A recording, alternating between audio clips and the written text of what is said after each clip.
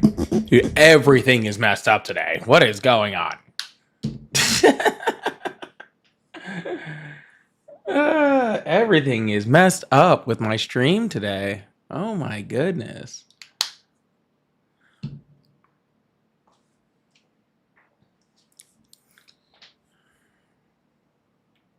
Everything is messed up with my stream today. I don't know what is going on. I downloaded a plugin. My plugins all disappeared. And everything is all just everywhere. Goodness gracious. I barely made it on today. I'm not even up on Twitch today because I can't be because my stuff's all messed up. It's wild over here. Anyways, how's y'all's day going? Y'all doing all right? Y'all doing okay?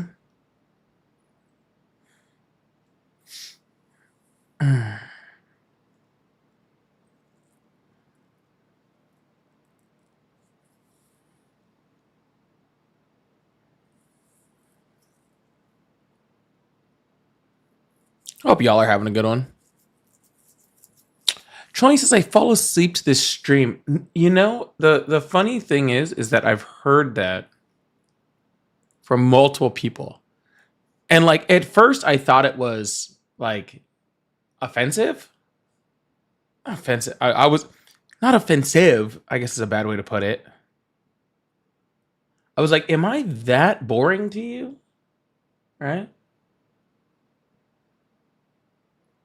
Like, am I that boring to you? Then I changed my mind, took it as a compliment.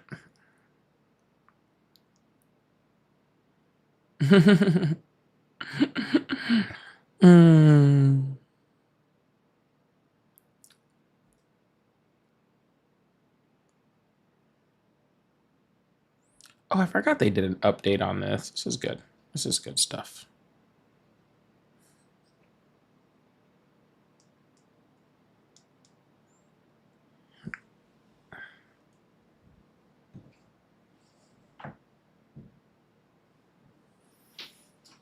All right. Now let's try to get settled in here. How's everybody? Let's get this thing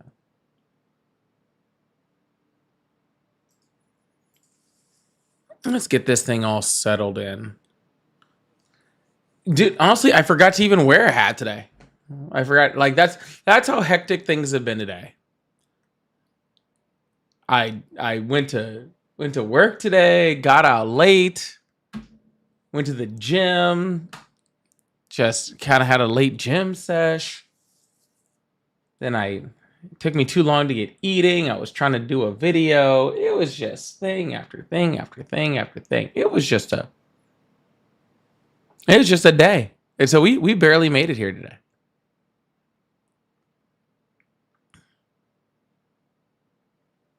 It was a full sprint to get here today, but we made it. That's what's important, right? We made it.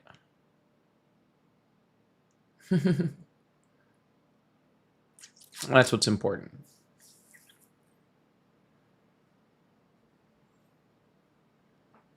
That's what's important.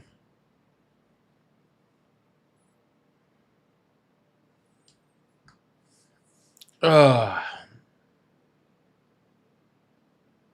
Yo, welcome on in.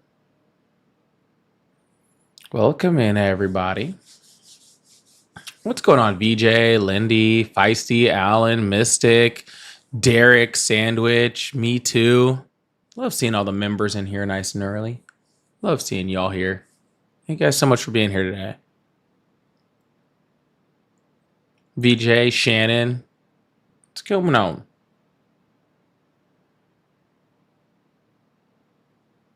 Shay's here too. Where's Shay at? You might have just bumped up in my chat.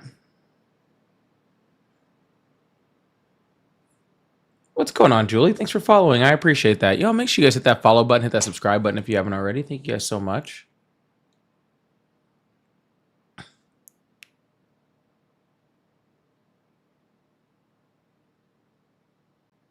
Mystic, you just took some Tylenol? Well, I hope you're not pregnant, okay? Really giving some like ivermectin vibes over here. Marmite, I saw you come in. What's going on? All right, we're just. She's on the way. Shay's on the way. Someone call. Make sure she's good.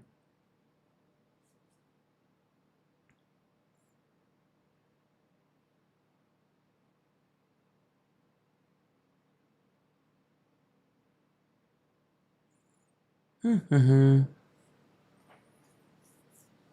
Oh. Ow. Sorry, we're just slowly getting moving. I'm seeing some people call in. We're gonna open up that phone line in just a minute, so we'll get to moving.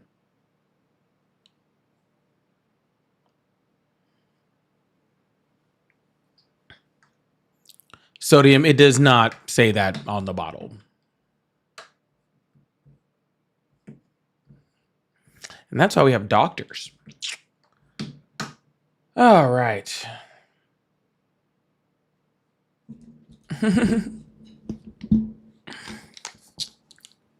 Okay.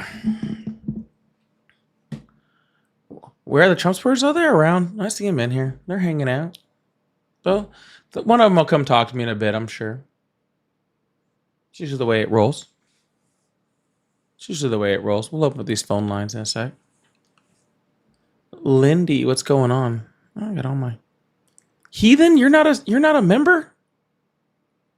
I would have put money saying you were a member. I'd put a good amount of money on it. I'm not even gonna lie.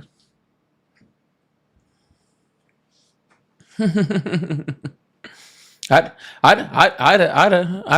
have fought you over it. I'd have fought you over it.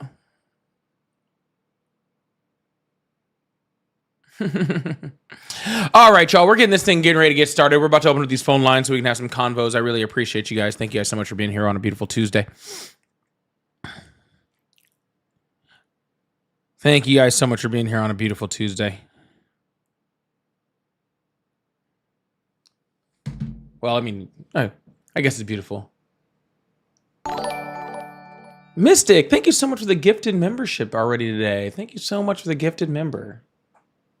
Thank you so much, Mystic. I appreciate that. Big W in chat for Mystic for that.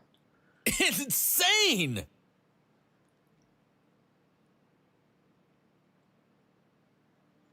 And M, thank you so much for the first super chat of the day with the $2 going out there for M. Thank you so much, M. And Feisty right behind it with the 5 gifted memberships. Huge W's in the chat for the 5 gifted. Somehow it still missed Heathen. I don't even know how that's possible. There's not that many people in there. And it still somehow missed Heathen. I don't even know how that happened. I don't even know how that just happened. That's actually impressive. I'm actually legitimately impressed that it somehow missed Heathen. That's crazy. That's nuts. There's Shay. Someone said you would be here soon. Thanks, Sam. I appreciate that. I don't know. Maybe Heathen has like some type of mystical barrier that hides them from, from getting it. I don't know. You did try Feisty. I thank you so much. I think Heathen would thank you too. I'm just impressed that it somehow missed him. All right, let's open up these phone lines. Let's get this thing going. Mystic's giving it another shot. Mystic with the gifted. Thank you so much, Mystic. Thank you so much for the gifted membership. All right, we're gonna get this thing going. We'll get Heathen sooner or later. For sure. We'll make sure we'll get Heathen sooner or later. Hello? Make America great again. Damn, dude, you hung up before you even got your full sentence out.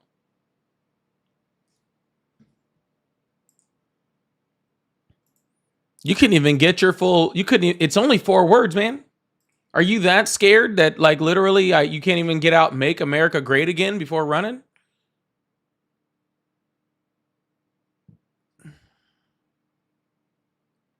That's pretty wild. You couldn't even get out the 4 words. That's what's impressive.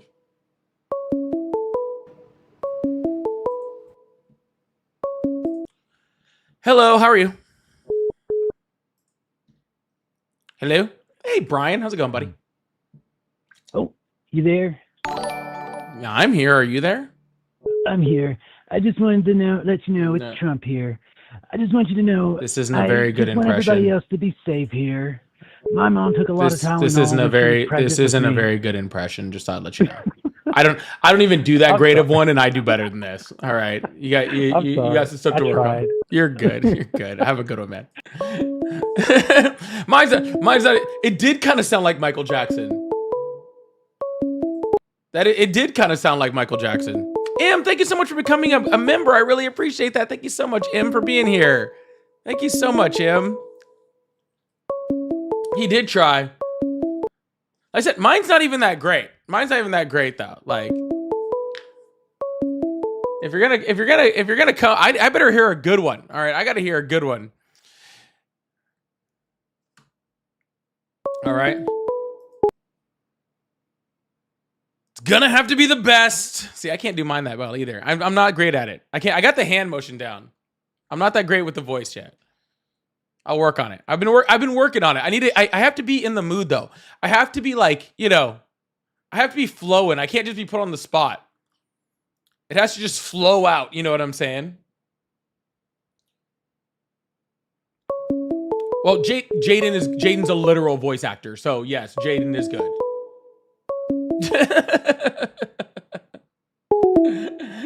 Jaden is a literal voice actor, so yeah, he's pretty good.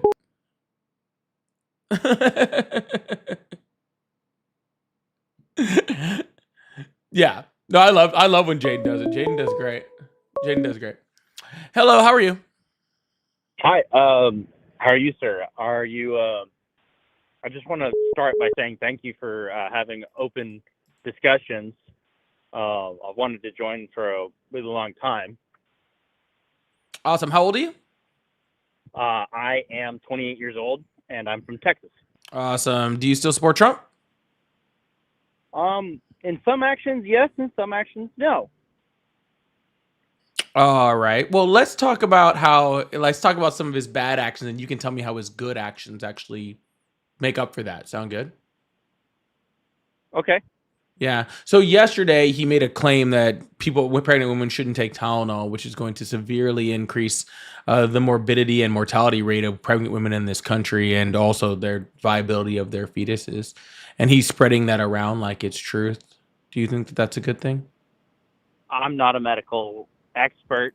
Okay. Well, how about this? Every single medical expert says that will kill a lot of women. Okay, if every single medical expert said that women shouldn't take Tylenol while pregnant, the real question I have is, does Tylenol pass the placenta? I don't know that answer. Do you know why he said they shouldn't take Tylenol? I don't, but I know that if it passes the placenta, then it could harm the baby. Yeah, he's saying that's because it causes autism. Well, if he's saying that, I would love to see what evidence he could support it with. He didn't provide any. Right, and so do you know why he didn't provide any? He doesn't have any because it doesn't exist. And I'm asking you the question. This is something that happened yesterday. I'm just talking about current events. Okay, we're going to talk about current events and how they hurt people. Okay, and then you tell me the good stuff and tell me how the good stuff makes up for this. Okay, I think that's fair. So one of the good things that I think. Hold on. We're not at the good parts yet. You think that wasn't even a bad one yet? That was just a question. Well, okay. There's some other ones that I'd like to talk about. I mean, what I do for work, what I use as my background for supporting claims is the federal rules of evidence. And so let's talk about stuff that we can back up with a source. So Sure. I'd like to learn from you. If you have a particular source, if you could drop it in the chat for everyone too, so they could, Sure. How about, again, pick it up. we're not even on the bad ones yet. We're not even there yet. But if you want to talk about bad things, let's talk about the economy. Sound good? Okay. Yeah, awesome. We have what- the highest unemployment rate since we shut down for COVID. June was the first time we had job losses since COVID. We have inflation that is on the rise right now. Okay, we are literally in the middle of experiencing stagflation in this country. Our economy is on a holding spot. Manufacturing jobs are down. Creation jobs are down. All jobs across the board is completely down. Now that's something that I think is bad. Okay, and if you want stats on that, you can look at BLS.gov because Donald Trump's own administration is actually reporting all of these numbers. Okay, so now you tell me something that's good for like that Donald Trump is doing that is, that outweighs that. So from the economic numbers that I had seen on, I can't remember the source off the top of my head. So if I'm going to say that, then I really can't bring it up if I'm going to follow my own logic for the federal rules of evidence. So,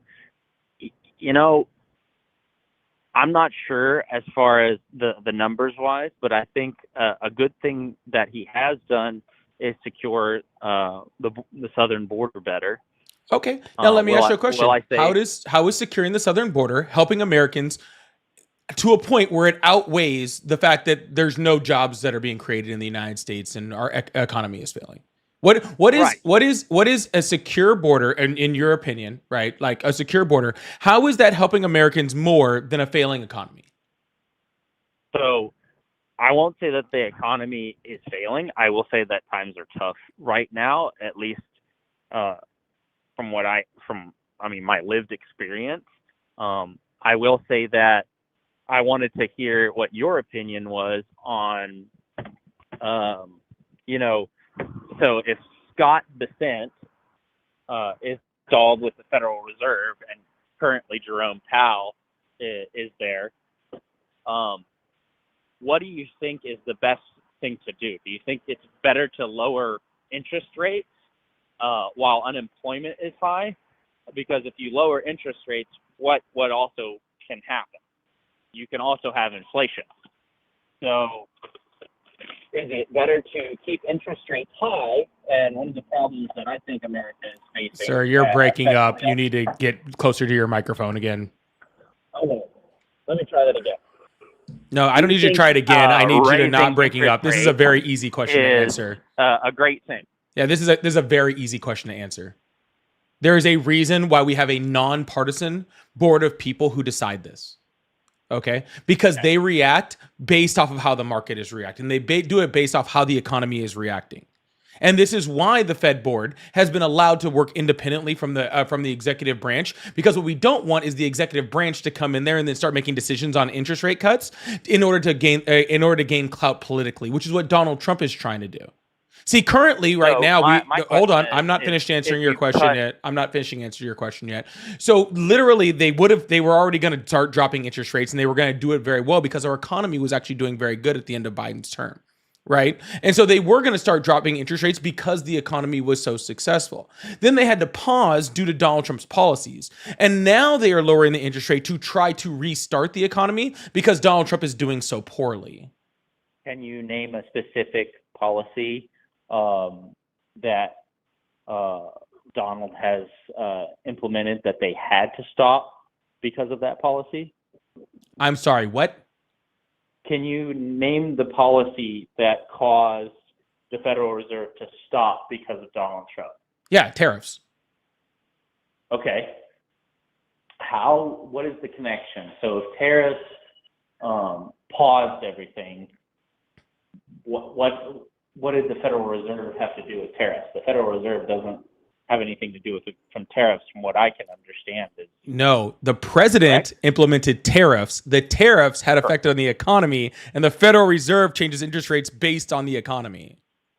Okay.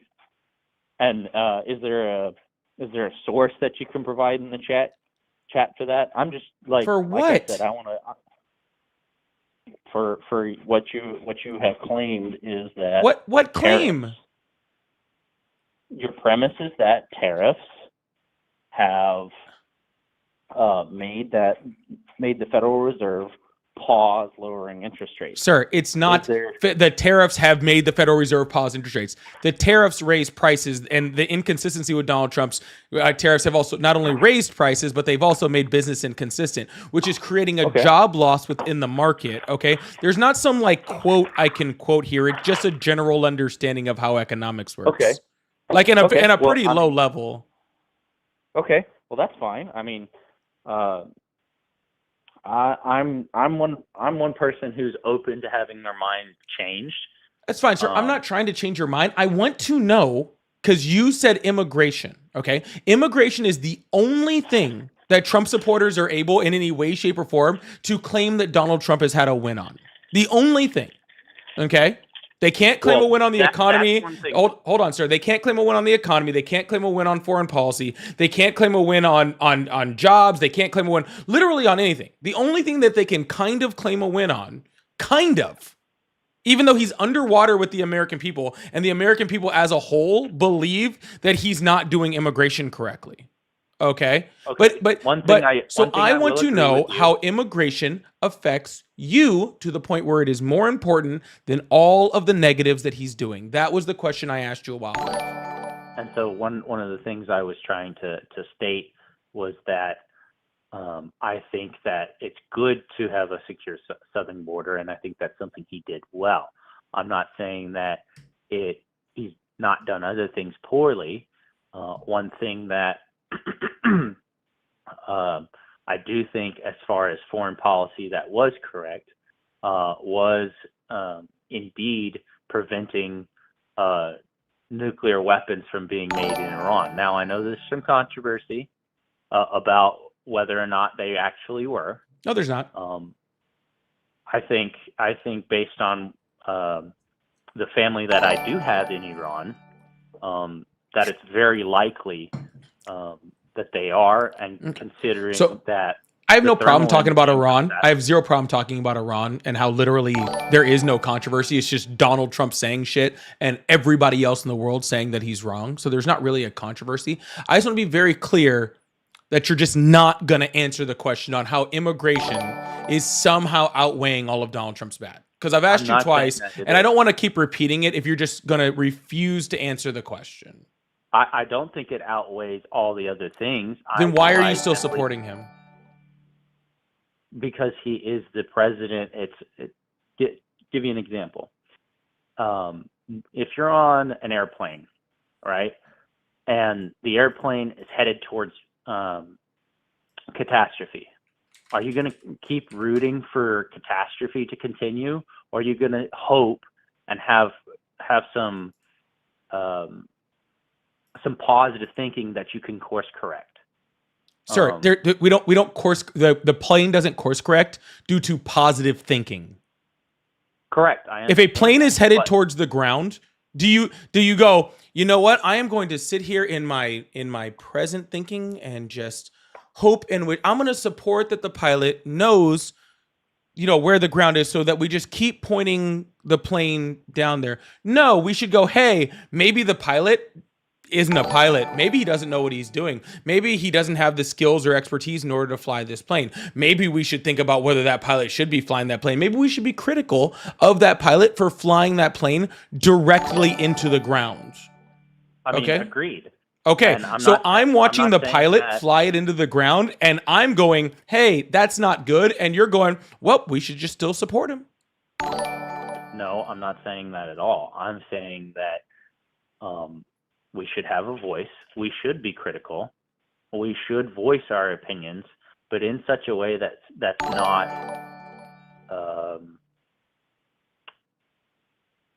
like us versus them. It should be, hey, Mr. Trump, you're doing these things that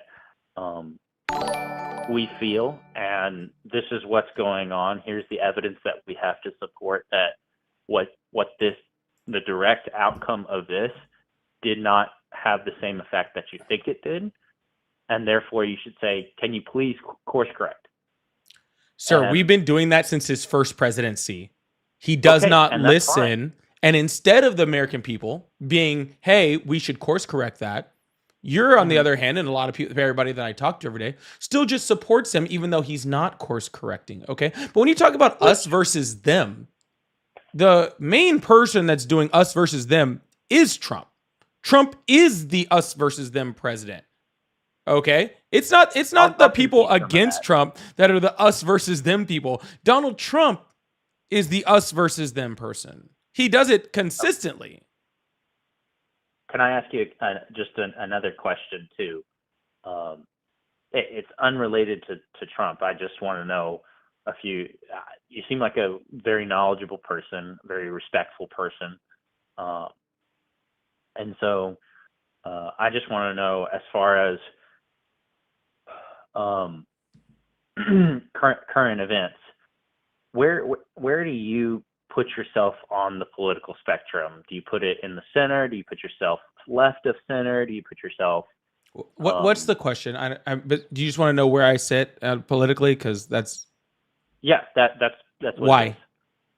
I'd like to know. You seem like a good person. I'm just trying to engage your line of thinking and talk about. I know, but this isn't a line of thinking. This is an interview at this point. Okay.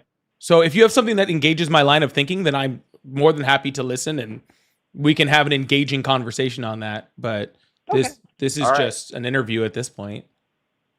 Okay. Well, then, what would you like to continue to discuss about?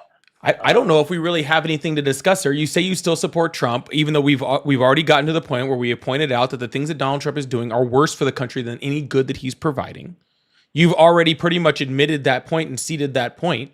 So at that point, I ask you, why are you still supporting the person that is doing more harm to the country than good? And you're pretty much just saying, because he's the president and I'm going to support him anyway, which is not what our American system was built off of, not what we're supposed to do whatsoever. And honestly, it's kind of, I don't even know. Like, you're challenging my viewpoint, and you're making me rethink things. And I appreciate that you're willing to have the discussion, as well as kind of put out some of the knowledge to me. I'm not here to say that I don't wish ill on anybody. You know what I mean? And I don't want the country to tear itself apart because of one president. I want unity within all of the people, and so I think you're right that you can still support that there is hope, but you can't be all hope is lost. You know what I'm saying?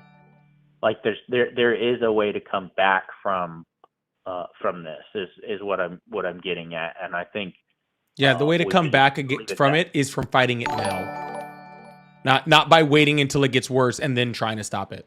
That's not the way it works. You do it by understanding and criticizing what is going on now, okay, and using your power as an American citizen to be critical of what is going on. Okay. Correct. You don't do it by going, well, let's just sit back and support him and then just see what happens. When you see negatives, you support it. Okay. Right. But then that's when you write letters to your congressman. You say, hey, I don't support this. Can you do something about it? Hey, I'd like this type of legislation. And I hope you do. Let's do something. And I hope you do. And I hope you vote in better congressman. But I'm going to leave you with this. Okay. I'm going to leave you with this before I move on to the next caller. And it's a quote. I've read it like 3 or 4 times lately, which is pretty crazy. Okay, are you familiar with Teddy Roosevelt? Somewhat, but I may not know the quote that you're going to say. Yeah, cool. It's a great quote. What an awesome quote. And then I'm going to move on to the next person. It says, the president is merely the most important among a large number of public servants. He should be supported or opposed exactly to the degree which is warranted by his conduct, by his good conduct or bad conduct. His efficiency or inefficiency in rendering loyal, able, and disinterested service to the nation as a whole. Therefore, it is absolutely necessary that there should be full liberty to tell the truth about his acts. That this means that it is exactly necessary to blame him when he does wrong, as to praise him when he does right. Any other attitude in an American citizen is both base and servile. To announce that there must be no criticism of the president, or that we are to stand by the president, right or wrong, is not only unpatriotic but servile. unpatriotic and servile, but is morally treasonable to the American public. Nothing but the truth should be spoken about him or anyone else. But it is even more important to tell the truth, pleasant or unpleasant, about him than anybody else. Mm. That's a very powerful quote. I really do appreciate you taking the time to talk with me and educating me. I gotta go, but thank you so much. Absolutely, man. Have a good one. All right. Well, that was a nice kind of start to the conversation. I guess for the day, we're going to keep this thing moving. VJ, thank you so much for the gifted membership. Mystic, thank you so much for the gifted membership. Verillion, thank you so much for the 5 gifted memberships. Feisty, thank you so much for the 5 gifted memberships. And VJ again, thank you so much for the 5 gifted memberships. Oh my goodness. That was so many gifted memberships. Can we get big W's in the chat for Feisty, Verillion, VJ, Mystic? Everybody who just gifted memberships right there, and an extra big W in the chat if you got one of those. Did we hit Heathen? Did Heathen get in there? I hope with all those Heathen got hit. Big W's in chat for all that. Y'all, if you guys would like to support the live again, we do have memberships and stuff open and gifted, just like we just saw from all those. And thank you so much for those gifteds. We also have super chats open. And so if you'd like to send super chats and stuff like that, I do like to talk to them in between callers. So if you'd like to support the live, I really, really appreciate you guys. And thank you so much. Also on TikTok, I do have all of my pay links in my bio. So if you'd like to support that way, I really appreciate that. And the little live gift goal. So I really, really appreciate all that. Oh, I must have got a big gift in there. I must have missed it. Oh, was it? There must have been something really big in there. I'm sorry that I missed that. Hello, how are you? It's insane. All right, goodbye. Julie, thank you so much for the choral. I appreciate that. No, I am aware that I am not on Twitch tonight because I updated OBS and it decided to not allow me to. So I got to fix it, which probably won't get done till Friday. Hello, how are you? Hello, how are you? No, I am aware that I'm not on Twitch tonight because I updated OBS. Hello. Is this Politics? Yeah, I can hear my whole voice in the background. You should turn that off. Oh, sorry, what'd you say? I thought this was live.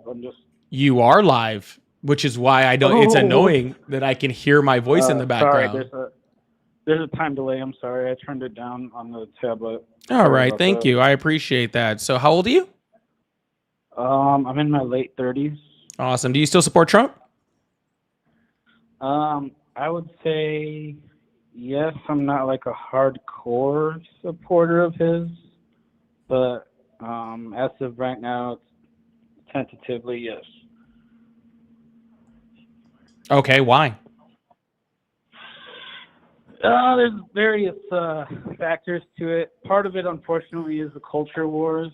I do feel like Trump kind of helps keep some of that crazy back a little bit from busting through the dam. Part of it is compelling NATO members to pay more. Oh, sorry, what'd you say? I didn't say anything.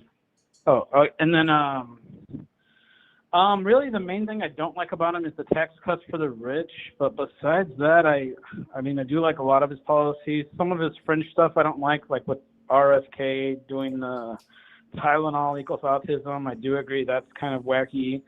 I don't support that kind of stuff. But it's not so much, I don't know, I guess it's partly voting against liberal excesses. And I mean, I'm kind of like an old school Democrat. Like I like Clinton and I like the idea of taxing Wall Street and healthcare, but some of the other social issues are a little too extreme for me. And like what? What social issue is so extreme for you that you're willing to sacrifice all the rest of this? I guess unfortunately, like a lot of the transgender stuff. All right. So why is transgender stuff hurting you? I don't like the idea of compelling people's language, like telling someone like you have to refer to this person. Awesome. As a man. And when did the government do that? Well, I don't know if there's actually a law from the government saying that you have to, but okay. I do know that has anybody created a law that said you had to do something?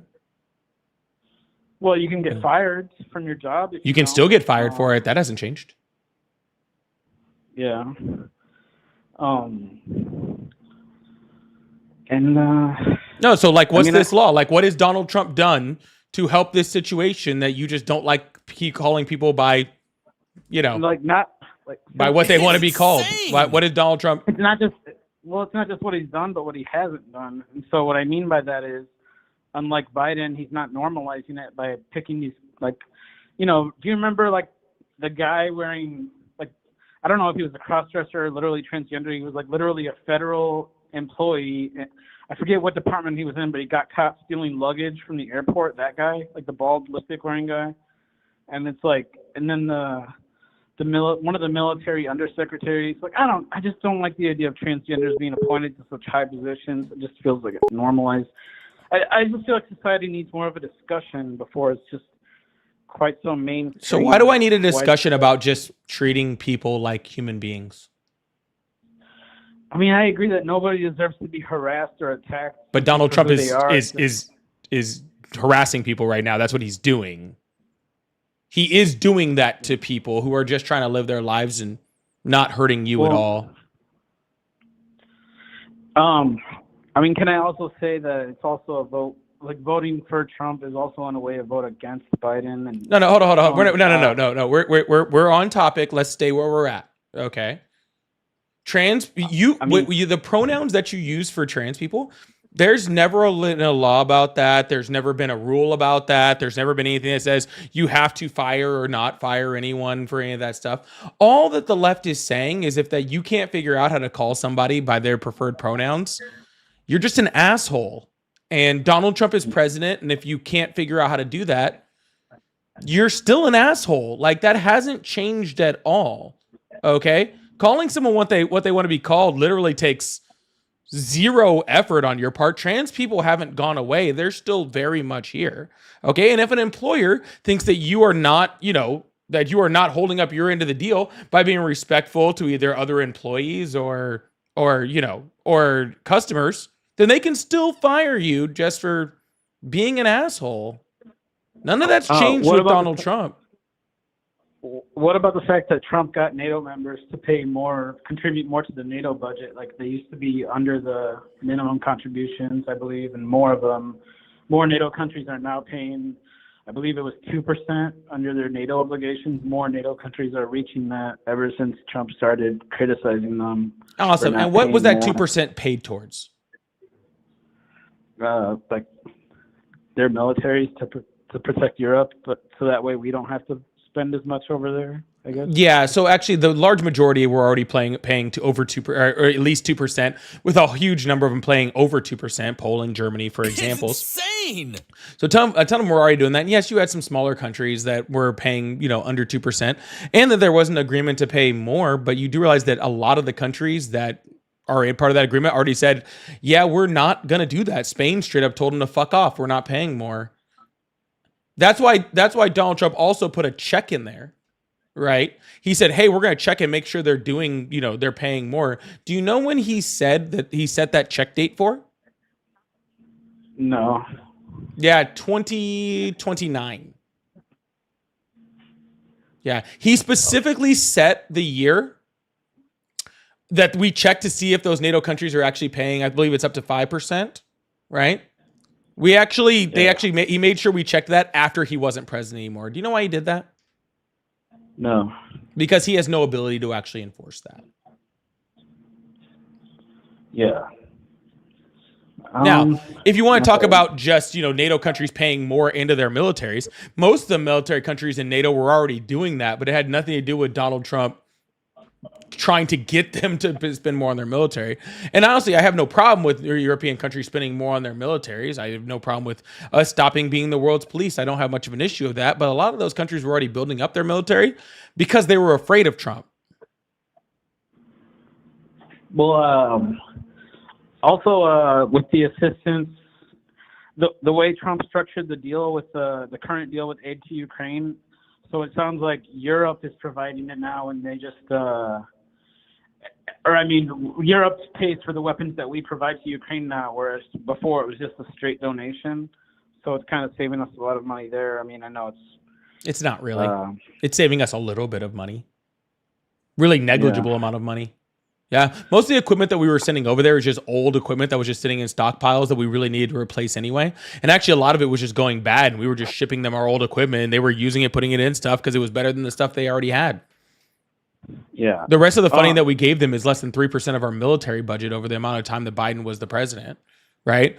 And so literally, it's just a little smart. And then on top of that, he signed the minerals deal, which was a direct support agreement with Ukraine. Right. So that is a direct support. And then on top of that, when it comes to weapons, then then he's selling certain weapons to NATO, but NATO was already buying our weapons and selling them over there. The EU was already supporting Ukraine more than we were even under the Biden administration. So. Yeah. Can I just make a, like, sort of, I don't know if you'd call this like necessarily a confession, but so I guess I wouldn't, I admit I called mostly the chance to talk to you. I'm not like an ardent Trump supporter. You're fine, man. I'm kind of on the fence. But the one thing, and I know this isn't a referendum, but like we do live in a two-party system, unfortunately. It's just, it's not just that Biden was too old. That's not just that, but the fact that he picked Kamala Harris. And I really feel like it was when McCain picked Palin. Like, and I'm not saying she's not smart or experienced, but I genuinely don't believe she's a good or principled person, and the fact that he picked her, it seemed like such a cynical ploy on his part. How is she not a good or how is she not a good person? Partly, like, I remember she laughed about sending people to prison for marijuana crimes. She did not. I thought so. But she didn't. See, that's what the right-wing media, especially like Fox News, told you that she did. But she didn't. Actually, first of all, she was laughing about smoking weed in college. Had nothing to do with her prosecution record whatsoever. And her prosecution record shows that she never really pursued anything as far as felonies for simple marijuana charge. And I know this might sound silly. Back during the election, why did she avoid like the Joe Rogan show? It just felt like arrogance. Like, I don't have to. Why did Donald Trump avoid 60 Minutes? Why did he avoid multiple freaking places? Why is Donald Trump even to this day avoid any type of news agency or criticism or anything like that? Of like, why is he not allow anyone in or around him that freaking is it from a critical news agency? He just got done kicking the AP News out just recently because they didn't say exactly what he wanted him to say. Okay. Yeah. Yeah, but when you literally said Kamala Harris you don't believe was a good person, right? Because of a false narrative about her laughing about locking up people for marijuana. Whoa, but yet you also, hold on. But then you voted for somebody who is literally a 34 times felon, who's literally adjudicated for raping someone, who brags about going backstage in Miss Teen USA pageants, who can't run a charity in New York because he defrauded a children's cancer charity, literally took money away from kids with cancer to put in his own pocket. He cheated on his first wife with his second wife with his third wife, a third wife with a porn star while she was pregnant, and then used campaign finances in order to pay that off. But you voted for him over Kamala Harris because you thought she laughed about marijuana. Well, I said I slightly supported him, but I didn't. To confess, I never actually voted for either one of them. I ended up not voting, but well, I also like the way, and I know people don't like, yes, I'm gonna like quote unquote tells it like it is, but. I mean, not so much that, but just taking the stuffiness and the fakeness out of politics. I do kind of like that about him. I mean, if you think about the Obama got criticized for wearing a tan suit, and like Howard Dean got criticized for making a yell. I just feel like Trump took all that stuffiness out of politics, like all the fake. Like, it is a sort of authenticity he provides. I know people don't think it's ugly, but it's one benefit he provides, I guess. He literally lied over 30,000 lies and misleading statements in his first term, and he's literally trying to beat that on this one. He is the exact opposite of transparency and getting stuffiness out of things. He just fucking comes up and just tells you and lies stuff. Literally, we have our own Defense Department freaking saying that, like, oh, the Iran bombing wasn't the success, and Donald Trump says just ignore everybody else and listen to me. And when his job numbers come out and he doesn't like them, he just fires the person giving the job numbers. Right? When he does, he can't do do good enough economic policy in order to have the Fed interest lower their interest rates. He tries to trump up charges, pun intended, on one of the Fed governors in order to have her fired. He doesn't want there to be any transparency. He just wants you to believe whatever he says, and some people do, even though he's blatantly lying. He's not transparent. He's not trying to do this, clean up anything or anything like that. He's doing the exact opposite. Yeah. Well, I admit you gave me some food for thought, and I'll try to be reflective on this stuff. Like I said, I'm kind of more in the middle, really. But I wanted a chance to talk to you, and even I'd talk about the parts that maybe I did have some support for him. But yeah, to be clear, I've never been like a die-hard Trump supporter, but there were some parts of him that I liked, and that was the reason I'd called. But you made some very compelling points, and I'll have to think about that. To be honest, I'll have to mull on that. All right, sounds good, man. Well, I'm gonna move on to the next caller. Hope you have a good one. Okay, thank you. Yeah, bye. All right, we're going to move on to the next person. I really appreciate you guys. Thank you so much, guys. Make sure you guys hit that follow button or that subscribe button, depending on which platform you're on. And turn on those notifications if you're over on the YouTube so you know when I'm posting new content and when I go live. So thank you guys so much for being here. I appreciate that. M, thank you so much for the $10 super chat. I really, really appreciate that. He then said, y'all are killing me. It says I'm a subscriber to the channel. What am I missing? Help. Want to learn how to buy subs. So sorry. It's actually members, Heathen, on that. The members are what we're talking about.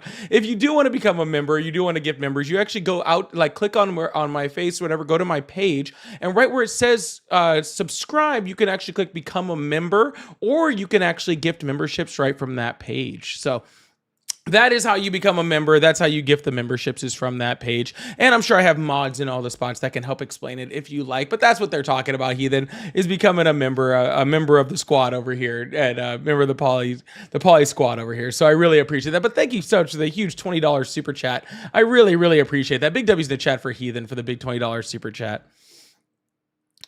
And Latifa said, thank you so much for another $20 super chat. Big W's chat for Latifa. They just like the fact that Trump made it normal to be an asshole to others and yell free speech. Yes, they very, very much like the free speech as long as they're the only ones yelling the free speech. Okay, but as soon as somebody else is using their free speech, then they don't like it anymore. It seems to be the way that it goes. Free speech for me, not for thee. I'm pretty sure is that's the new MAGA motto. If I'm not mistaken. Latifa, thank you so much for the super chat. I really appreciate that. Feisty, thank you. She and Biden were on Stern. Yes, you were. Thanks a lot, Feisty. I appreciate that. Thank you so much. And Nicole says, because of all the hate that the right are stirring up against the trans community, some cis people are getting targeted by hate. Well, that's what it happens. It creates hate, right? It literally, it develops hate. This type of rhetoric, that's what it does with the trans community or immigrants or anybody like that. That when you spew this type of hate, this is exactly what ends up happening, is hate ensues. But thank you so much. I really, really appreciate that, Nicole. Thank you so much. And M, thank you so much for the gifted membership. I really appreciate that also. For Heathen, I can't choose who it goes to. That's the problem. I can't choose who it goes to. I don't know who it goes to. But thank you so much, Em. I appreciate that. Hello, how are you? What's up, bro? How are you? I'm doing good. How old are you? I'm 37. Awesome. Do you still support Trump? How old are you? I'm just wondering. I'm 38. I do. Say again, I'm sorry. I am 38 years old. Oh, okay. We're the same age almost. Yeah. So do you still support Trump? I do still support Trump, but mostly I'm not supporting the Democrats. Yeah, the Democrats aren't in power. They do not own a single branch of the House. They don't own the judiciary. They don't own the executive. So what the hell do the Democrats have to do with anything right now? Right. This is a question that I often hear from the anti-Trump supporters or Democrat. I don't know. I don't want to put a label on you that you don't identify with.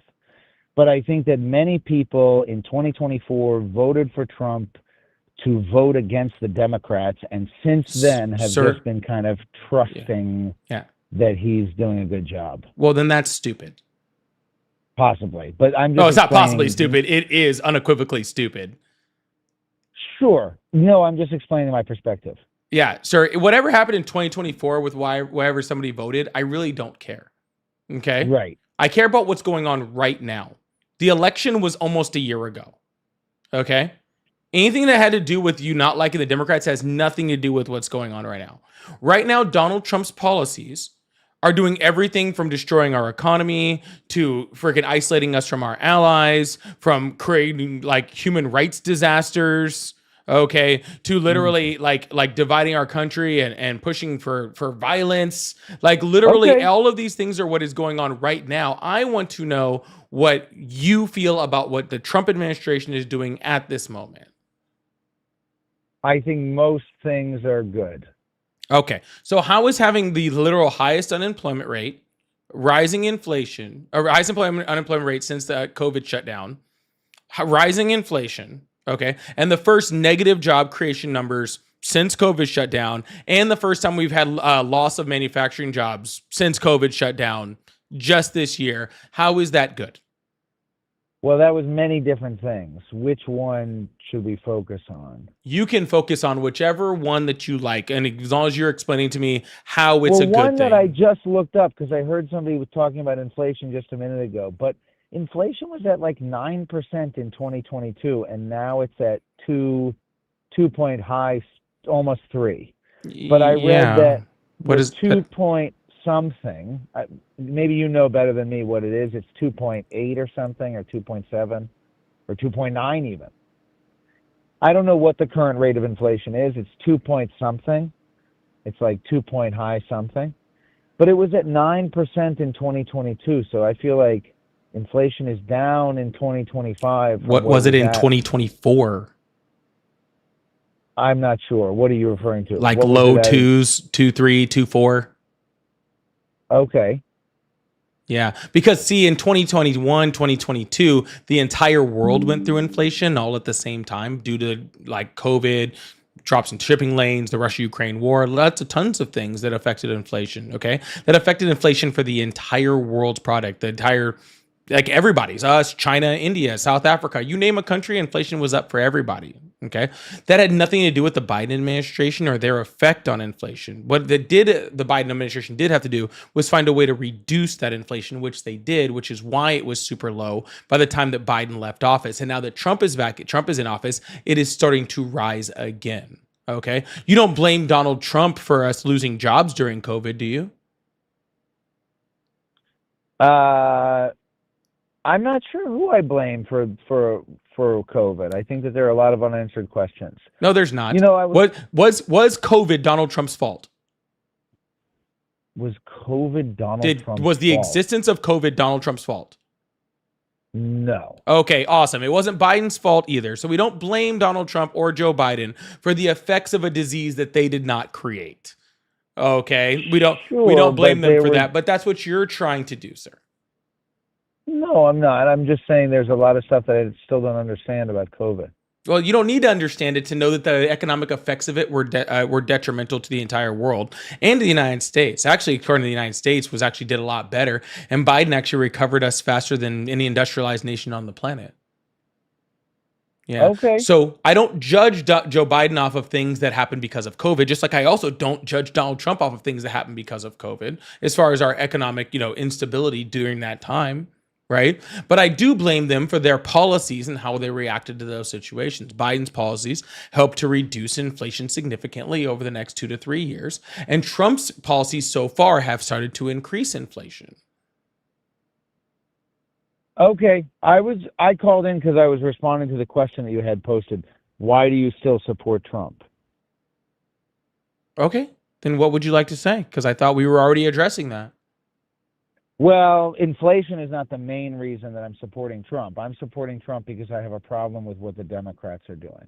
Okay, well, that's dumb. Okay, we already got there because, no offense, the Democrats have nothing to do with the current situation. Okay, so if you, a year after an election, when the Democrats do not have any power, are still trying to blame sir, I'm still talking.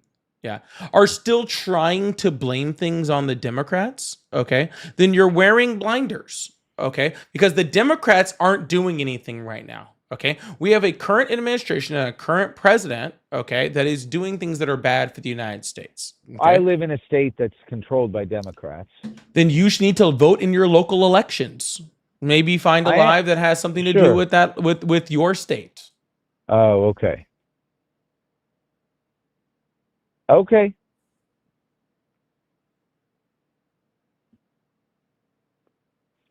All right. Is that the end of the conversation? You want me to move along? You can do whatever you want to, sir. I'm just saying, you friggin' not being against Democrats or supporting Donald Trump isn't going to change your state legislature. I thought you were interested in having a conversation with Trump supporters, but maybe you're just looking for... It doesn't sound like you're a Trump supporter. It just sounds like you're a Democrat hater. Right. But because when I actually bring up things about Trump, you don't want to talk about them. You just try to move the conversation to why you disliked Democrats a year ago. It is people like you, sir, that encourage me to vote for Donald Trump. I don't care. Other people like Sir, you were already voting for Donald Trump. Why do I care if I encourage you to vote for Donald Trump? Sir, I have asked you multiple times to talk about things that Donald Trump is doing. All you want to talk about is wham, wham, wham, wham, wham. I hated the Democrats last year. Wham, wham, wham, wham, wham. I live in a blue state. Okay, that is all I'm hearing about you. Whole life. So the question is, why do you still support Trump? The reason it says still is because I'm not talking about last year. I'm talking about now. And why it doesn't say why do you not support blue in your state is because I don't want to talk about that. Okay. Cool.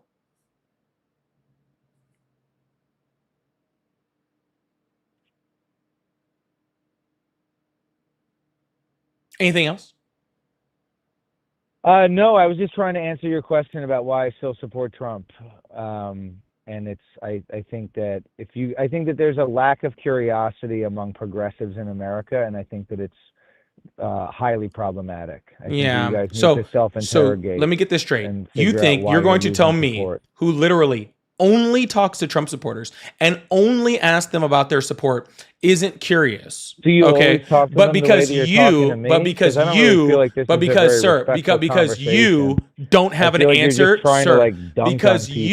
sir, because you're very heated. Why I'm not you heated shouting? at all, sir. There is no way that somebody as understanding of a conversation like you could ever get me heated. Okay, I'm not even irritated. I'm trying to figure out, sir.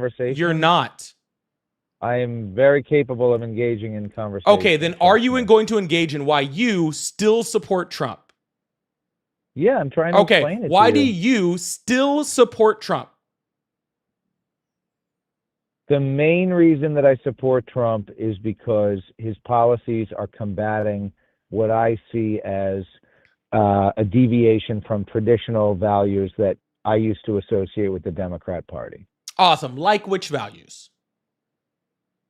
The values that I think Trump is establishing that are contrary to the values that I'm getting lost in my own sentence here, but like the things that I like that Trump is doing that are contrary to the stuff that I'm seeing are, for example, his dismantling of DEI stuff in government institutions and in education. Yeah, and why do you hate DEI so bad? Because I think that it is divisive and fundamentally anti-American. How? I think that something that's beautiful about America is that we all have an individual identity that can be expressed. America has a history of exploitation, which I think has been not fully remedied, but we've taken steps to remedy. I mean, sir, what is DEI? What is DEI? Diversity, equity, and inclusion. Yeah. Do you know there's another letter to that? DEI. No. What's the other? It's actually letter? DEIA, accessibility. Do you know who the number one benefactor of DEI policies are? Physically disabled people. Wrong, actually. Who? It's white women. Yeah. White men benefit from DEI. White women. Oh, white women are the number one benefactor of DEI policies in the United States. You know who the number two is? No. Who's the number two? It's actually veterans. Okay. Yeah, veterans are actually the number one benefactor by, they're hiring within federal agencies, especially within the federal government and stuff like that. Things like the hiring of veterans for the Department of Veterans Affairs is a very huge thing. One of which Donald Trump fired 80,000 people. That the majority of those were veterans when he came into the Department of Veterans Affairs and stuff like that. Right. So what the thing with DEI policies are is all DEI policies, and first of all, they're only federal DEI policies were just for things that were federal, right? And what DEI policies are, they're really just a human relations and a human resources policy, okay? Which teaches that we work better within diverse groups, all right? That people come from different backgrounds, like you said, as American, right? That people come from different ideologies, which again, you said as American. And when you put all those people together in a diverse group, that group is more effective. All right. Which I think based off of what you just said is what you exactly agree with. So if those are the policies that DEI is implementing, right? And again, we do have certain DEI hiring things as far as like the accessibility of not discriminating against veterans or giving veterans preferential, government jobs within, within our government. But they still have to meet all of the qualifications of all of those things. There is no one being hired without merit within DEI whatsoever. Okay. So if what you're describing as American, okay, is exactly what DEI is promoting, then why don't you like it? Well, I'll give you an example. I work in the nonprofit sector, and I'm often applying for grants. And there are a lot of grants that I am not eligible for because I am the director of my organization, the organization that I represent. I'm the director of, and I am not Black, and I'm not transgender, and I'm not a woman, and I'm just a cisgender white man. And there are many grants that would benefit my organization, that my organization would be a great fit for this grant money, but it's only open for, people in my field who are Black, or people in my field who are gay, or people in my field who are non-binary, or even people in my field who have a, neurodivergence. And sometimes, I'll tell you this, just to finish making my point, I'm not going to ramble, but sometimes I think maybe I should identify, I have been diagnosed, this is very private information, but I've been diagnosed with a neurodivergent mental disorder that I could tell you about, but it's very private, but whatever, it doesn't make my point. But I'm wondering, should I just come out and say, oh, I'm a mentally ill nonprofit director? You could pull it off. Help? But I don't know if that would help my reputation. I don't really want to walk around identifying as mentally ill. But if I put in my website, oh, he's mentally ill, then I'm going to be more eligible for those grants. Yeah, there's no grant that goes to those who are mentally ill. That is a lie. No, there are. Okay, no, there's not. Okay, but while there are grants specifically that go to, so that's interesting, sir, hold on. While there are sir, do you apply for grants, sir, I don't need to apply for grants to look at what grants are out there.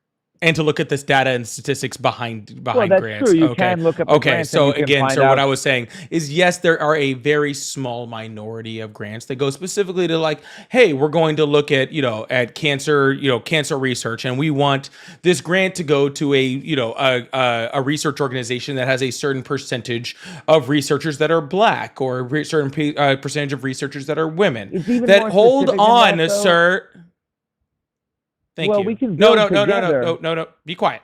That's how a conversation works. Cool. No, a conversation works by you talking when I'm not.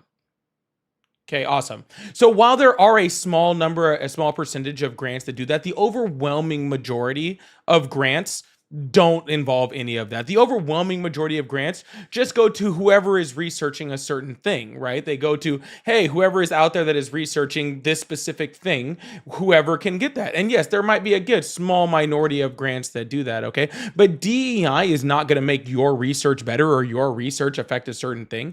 If your research didn't require, isn't a spot that is not getting a grant, guess what? DEI isn't going to help you stopping DEI programs is not going to help you get a grant. Maybe you need to step up your research game or research things that are more beneficial for the U.S. government. That's an interesting perspective, but I was just going to say it's more specific than that. It's not only, sometimes they're asking for a percentage that's of color or percentage that's non-binary or transgender or whatever, but oftentimes more specifically they're looking at the executive director and they're wondering if leadership is what's the demographics of the particular person who's at the helm. And in my case, sometimes I wonder, this would be tokenization, so I would not want to make this choice, but I wonder would my organization function more effectively if we could hire, maybe I should step down as director and we hire I agree. a black person. I agree. You know, and then maybe we would get more grants. I don't know. I agree.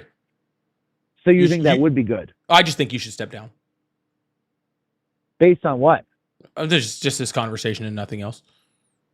Based on this conversation and nothing else, you think that I'm unfit to do my job, which you don't even know what it is? Yes. How could you say such a horribly judgmental thing about a stranger? Sir, you've been literally judging other people for having researchers that are non-binary and haven't of different judged races anybody. and white, and you think that they shouldn't have any I type haven't of step judged up anybody, whatsoever, and I and haven't you're judged complaining you at about all, and other now people you're getting telling me that grants I'm and all unfit sorts of to do stuff. my work. But then when I just You don't even agree, know sir, what my work is. sir, you're the So one you who wanna- brought it no, up. this is I how don't you know guys what, do it. sir. You I wanna don't just know keep what your talking work, and talking sir. and talking. I don't This know, is how you sir. interact with people. I Is you don't think know, that you can just monologue and sir. raise your voice I don't over know people. what your research It's is. behavior like You're this the that is one that alienating people from the suggested, progressive sir. cause. You're the one fact that you're all monologuing right, I'll just endlessly mute you. after That's saying fine. such a horrible. You're the one who suggested that you step down. I was just saying that I agree with you stepping down, okay? Don't get offended when I just freaking agree with what you're saying.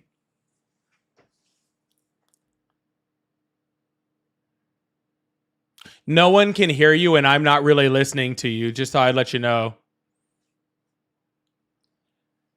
He's still talking. He hasn't even taken a breath to realize that I'm not listening to him whatsoever. He's just whining. I'm waiting for him to stop so I can actually engage in conversation with him, but it doesn't sound like he's going to be stopping anytime soon. Yeah. But I guess me agreeing with him was like a big problem for him. He's still going.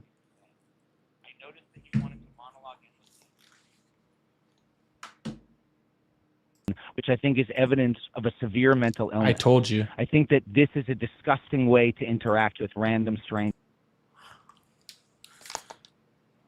Oh, yeah, I guess you guys can kind of hear him in like the thing too. That's pretty crazy, huh? Anyway, sir, whenever you're ready to engage back in the conversation, I can actually put my headphones back on and unmute you. So just let me know when, okay? By the way, Samuel, thank you so much for the $4.14 Venmo. I really appreciate that. Said, this Nightmare Light, I've been watching you for a while now on TikTok. My question is, in this lifetime, do you see us either going to World War III or global conflict with what Trump said today? I don't really know. I've been kind of thinking that for like a long time, but you know, I guess we'll have to see on that one. I'm not really sure. I guess we'll see how it goes further. I guess his comments on Ukraine kind of went off anyway. Rude, disrespectful thing to say, and it is evidence of insanity. You clearly have some severe mental problems. I think you need to go to therapy. You need to look into going to therapy. Nicole, thank you so much for the $5 super chat. It says, because of all the hate that the right are stirring up against the trans community. Oh, I already read this one. M, thank you so much for the gifted sub too. I really appreciate that also.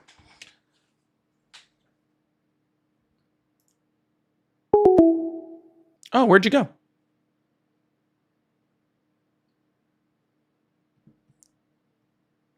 Literally what he said in that last like 2 seconds was just what he had said on repeat for the last 10 minutes. It was really annoying.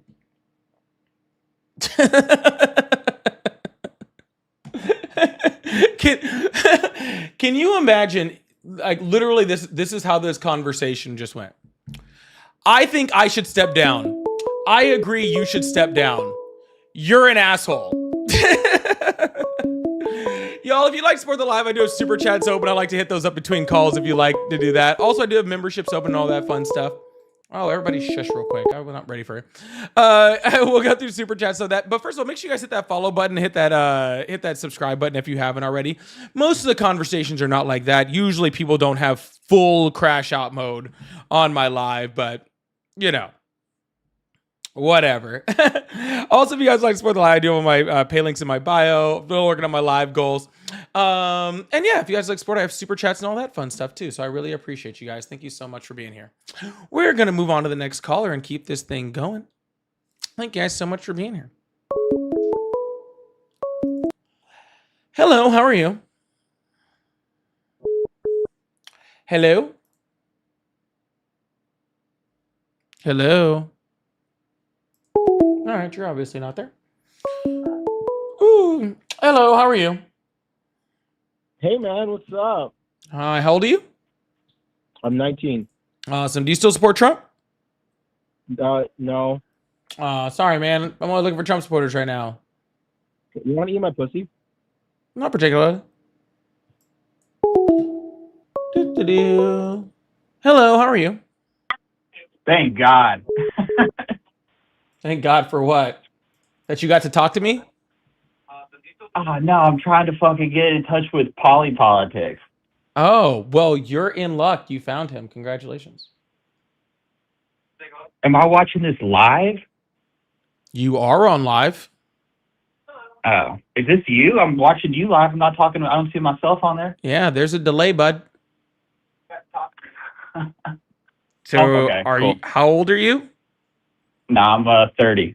Awesome. Do you still support Trump? I do, and Awesome. I think I don't know how far behind I am, but the last person I was watching, you were talking about inflation. How far along was that? Oh, I don't know. That was so long ago. Are you live streaming right now? Am I tripping here? Bro, do you not get this? You are live online. Okay, all right. Engage in the conversation. You're here now. Yeah, my bad. I'm okay. tripping. I'm tripping, I don't know how to phrase this any better, dude. Sorry, I thought I was live on your stream. You But no, I are was live watching on you- the stream. Okay, I know. I'm talking about the video I was watching. I thought I was caught up to your stream. What the fuck? Just ignore me. Anyways, no, I was watching you talk about, or do you want me to say why I support Trump first? I'll tell you why I support Trump first. Trump did specifically say smart people don't like me. So you're doing great so far. Just thought I'd let you know. I know I'm coming on. I'm not coming off the best man. You're I'll tell you why not I doing support great. Trump Yeah. first. All right. What's on your mind? No, I'll tell you why. All right. So here's the deal with Trump and what all these callers aren't getting that they can't articulate. Before 2016, we didn't really, here's the best thing that Trump did. Before 2016 and all of that, we didn't really know how biased everything was, especially in the media. He's totally like pulled back the curtain on that. Do you not agree? No, I don't agree in the slightest. Like, do you not think that the media, like, how do you view the media coverage of it? Do you think they're being like totally fair and stuff? The media hasn't been fair since freaking forever, dude. What are you talking about? I know, but you ask me about like Trump. Like, do you think their coverage of the last 10 years, every single day, every single minute, 24 hours a day, 24/7, they're railing against this guy. They're basically every day they're calling him the worst thing possible. They called him a rapist. They called him a murderer. They called him everything under the sun. Nobody's called him a murderer. I'm pretty sure everybody's called him a murderer on this big, beautiful bill whenever they're like, oh, he's going to take away health care from people. And people He are is die. taking away health care from millions of people. He's And taking lots away of people are going to die. About this. By the way, okay, so you are calling him a murderer, by the way. No, I'm not. There's a difference between removing health care from people and people dying and and being a also, he's murderer. not taking away health. And by the way, he that's is a lie. rapist. So Here's what I was trying to say about the media. Everything y'all have said is a lie. Who's right y'all? there, what you're I'm not saying in the about media. stop. Just listen. hold on. Hold on. what Who's you're par- y'all? I'm these not in the things- media. These things you're parroting. I'm saying that thing you I'm just not said right parroting there about anything. the I don't health- even watch the Oh, media. God.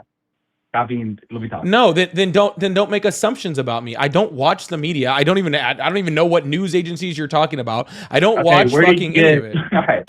Where did you get the news that healthcare is being taken away from millions of people and millions are going to die? From Where the did you bill. get that from? From the bill, right? Okay. Yeah, So from you the got pieces that of from the media. legislation that showed You that got that literally from the- freaking all that money was Stop. being removed from healthcare.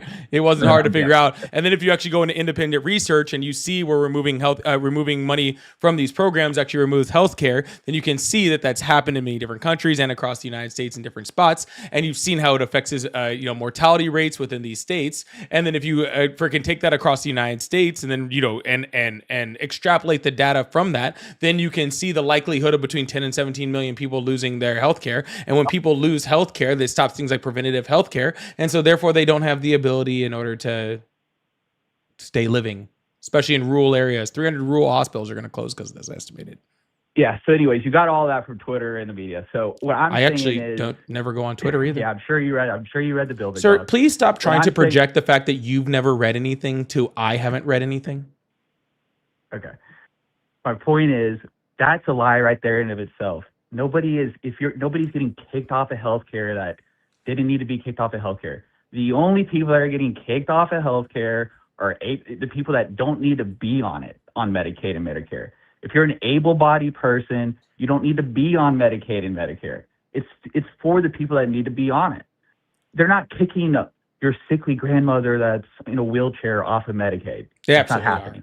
Yeah. No, they're not. See, guys, chat. Y'all hear this? This is a lie by the Democrats, and I'm not a he Democrat. says he read the bill, but I promise you, he's getting. I'm not a Democrat. Okay, then what did the bill say? Okay, sir. Then what did the bill say? It's what it's doing is it's creating conditions for Medicaid. What conditions? Like work conditions. There's already Medicaid already has work conditions. No, not like how they are now. You're right. You're right. They aren't how they are now. What's the difference between how they were and how they are now? By the way, Medicaid, food stamps, yes, sir. All of these What's the difference between programs. how they, sir? You're right. The work conditions have changed. How have the work conditions changed? I don't know. You tell me how the No, work. sir. You're saying that I didn't read the bill and you know all about it and that I'm a lying Democrat. So please explain to me, because if I say it, then you're just going to call me a liar. So why don't you just go ahead and explain it, and then we'll go from there. Hold on.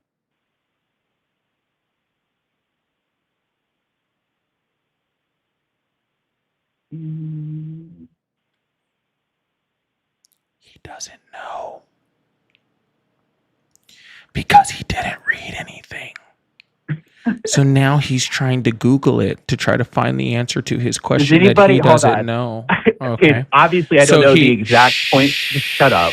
Obviously, I don't know the exact point-by-point work requirement. This doesn't prove your point. Sir, okay. Sir, you keep reading. You keep reading, okay, something you should have done prior, okay, while I talk to the crowd. Tell me what the... No. You go ahead and keep reading. You research it, okay? And I'll keep talking to the crowd while you figure it out. Okay, perfect. See, he didn't actually... Sir. If you're talking, you're not reading. I know you can't do both at the same time. All right. Well, give me a second. We'll find out. So you go ahead and read what the work requirements changes were. And then I'll explain to everybody else how, see, we've already had these exact same work requirements that he's actually trying to figure out in different states, including states like Georgia. And when we actually added in these different work requirements, what we did is we saw things like millions of people kicked off of their health care and not able to get it. People, including people that were disabled, including people that had no ability to work, actually, especially those. And the people that actually, were on the waivers and actually in order, that were working and trying to get things done. Also, they didn't actually go back to work whatsoever because nobody sits at home and collects a Medicaid check. So there's literally no point in actually freaking adding these new work requirements whatsoever. And on top of that, what we saw is actually unemployment went up, not down. People didn't actually go out looking for jobs. So we had a bunch of people kicked off of healthcare, and then nobody went back to work, which is the exact opposite of what Anthony was going to say. I don't know what you're blabbing about. No, I'm still talking. Okay, of course, you love to talk. Go ahead. Finish your point that doesn't make any sense. Okay, how did my point not make any sense? All right, so here's the work requirement. No. So how did my point not make any sense? I wasn't even paying. You're rambling about nonsense. So you said my point doesn't make any sense. Here's what you have to do. Sir, stop. So your point, you said my point made no sense, but yet you did not listen to my point. All right, what point are you making? But sum it up, because nobody can listen to you just ramble on for 5 minutes like that. What are you trying to say? Everyone else has, yeah. I actually made a direct comparison to what Donald Trump has done to what states you're like... telling me that there's work requirements in Georgia. What are you trying to say? That we already have work requirements and that... All right, that so here's how this is going to work. And everything's working fine? Is that what you're trying to tell me? Here's how this is going to work. If you cut me off again, I'm hanging up the phone. I'm sure you Because will. I'm not going to sit here and talk to you like... I'm not going to stoop to your level and act like a child. Okay?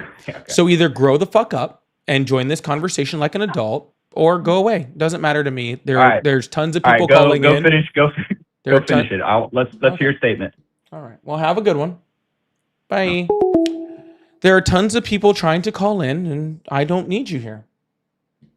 There's somebody that was so excited to be part of this live, you would think that he would have tried to actually be part of the live. But anyway, Sneakerhead, thank you so much for the jewels. I really appreciate that. Greg said, hey man, enjoying the live streams of some of these callers are crazy at night. That aside, hope you're having a good night tonight. I really appreciate that, Greg. Thank you so much. Thank you so much. I really appreciate that. Y'all make sure you hit that follow button, hit that subscribe button if you haven't already. I really appreciate y'all. If you guys would like to support the live, I do have super chats. I'm not going to hold you guys up by going through any more right now because actually, that was the only one for that one. So I'm not going to hold you guys up, but I'm going to move on to the next person. Thank you guys so much. I really appreciate that.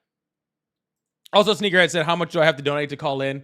The phone lines are just random, dude. I don't have like a pay to call in. That's not how that works. Just whoever calls in. Hello, how are you? Hello.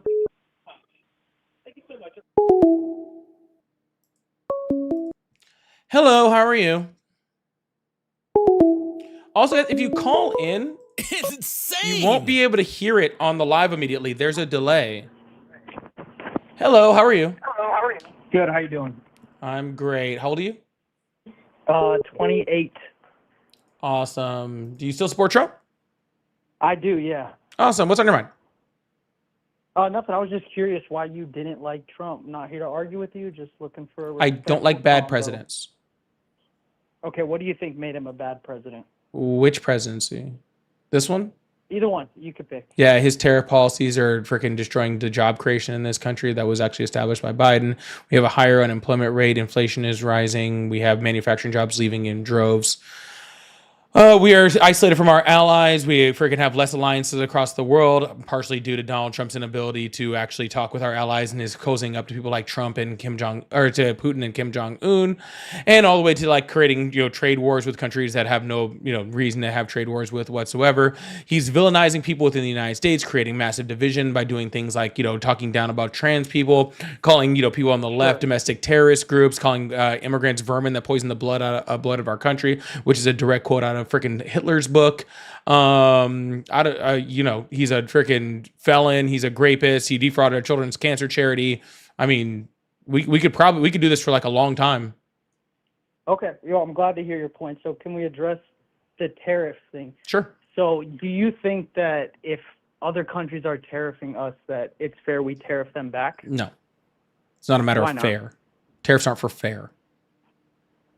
Well, I'm asking your opinion. Why do you think that's not Who pays fair? a tariff? Well, I guess you could say we do. But No, it's not. also You can't say supply and it's demand not thing, if because- we do. Who pays a tariff?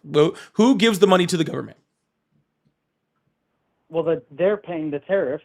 Wrong. And I get your argument from the left is saying they're going to raise prices. No, that's but not that my actually argument. brings manufacturing jobs to us. That's not my because argument. then it incentivizes. Sir, people to that's build not my in the argument. United States. Okay, what is your Yeah, argument? that's just not true. Importers pay tariffs. Okay? Importers, not foreign companies. Importers pay tariffs.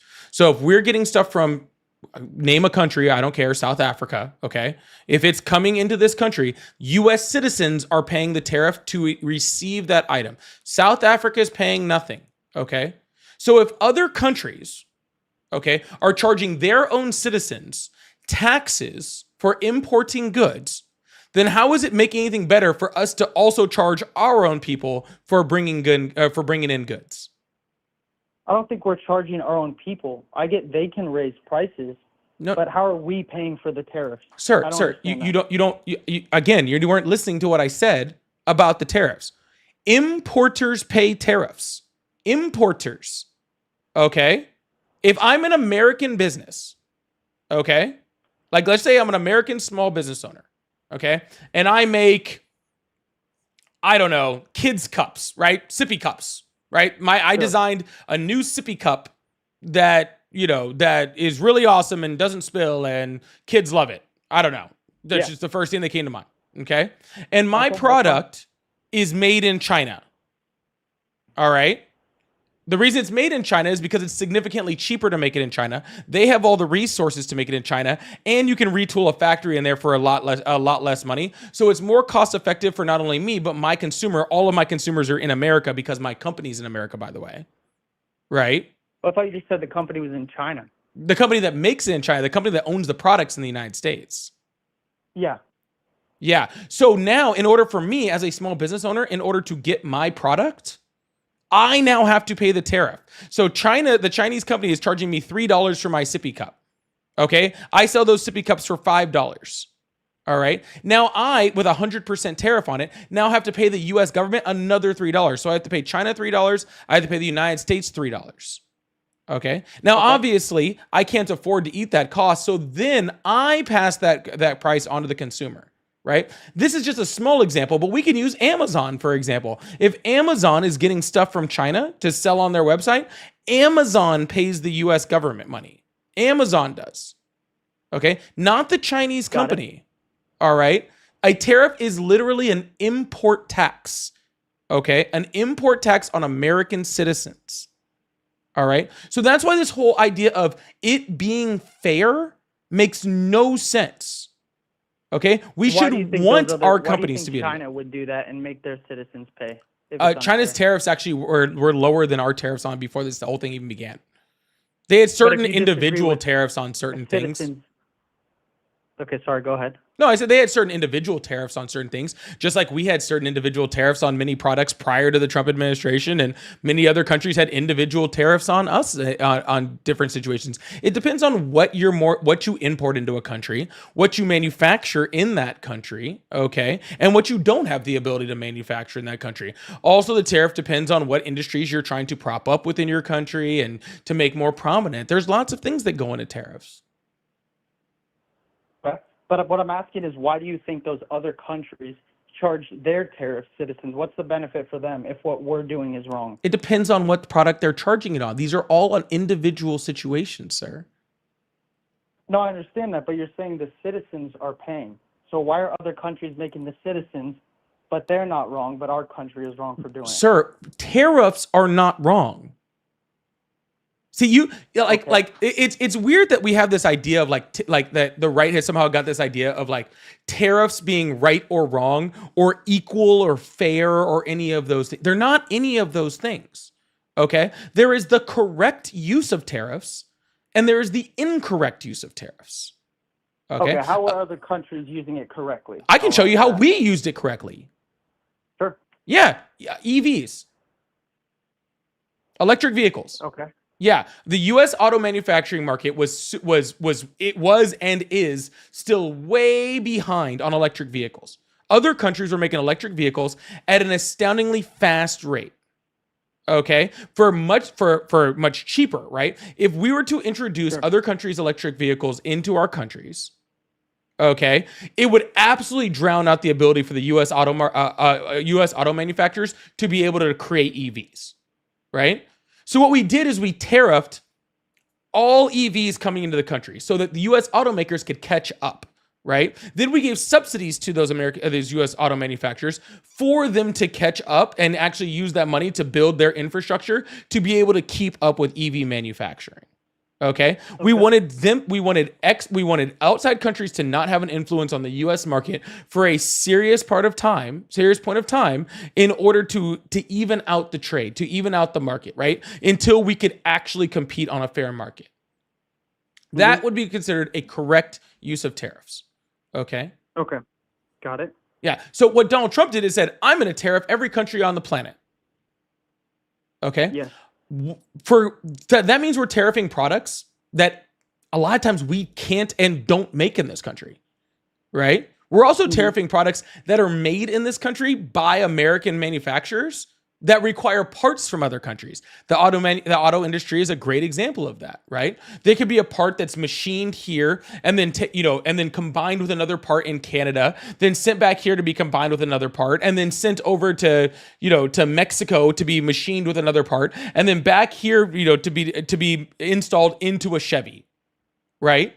Yeah. Now, that American company on that American car, right, with this American part that had certain little things that were done in other countries, right, is now 3 times more expensive.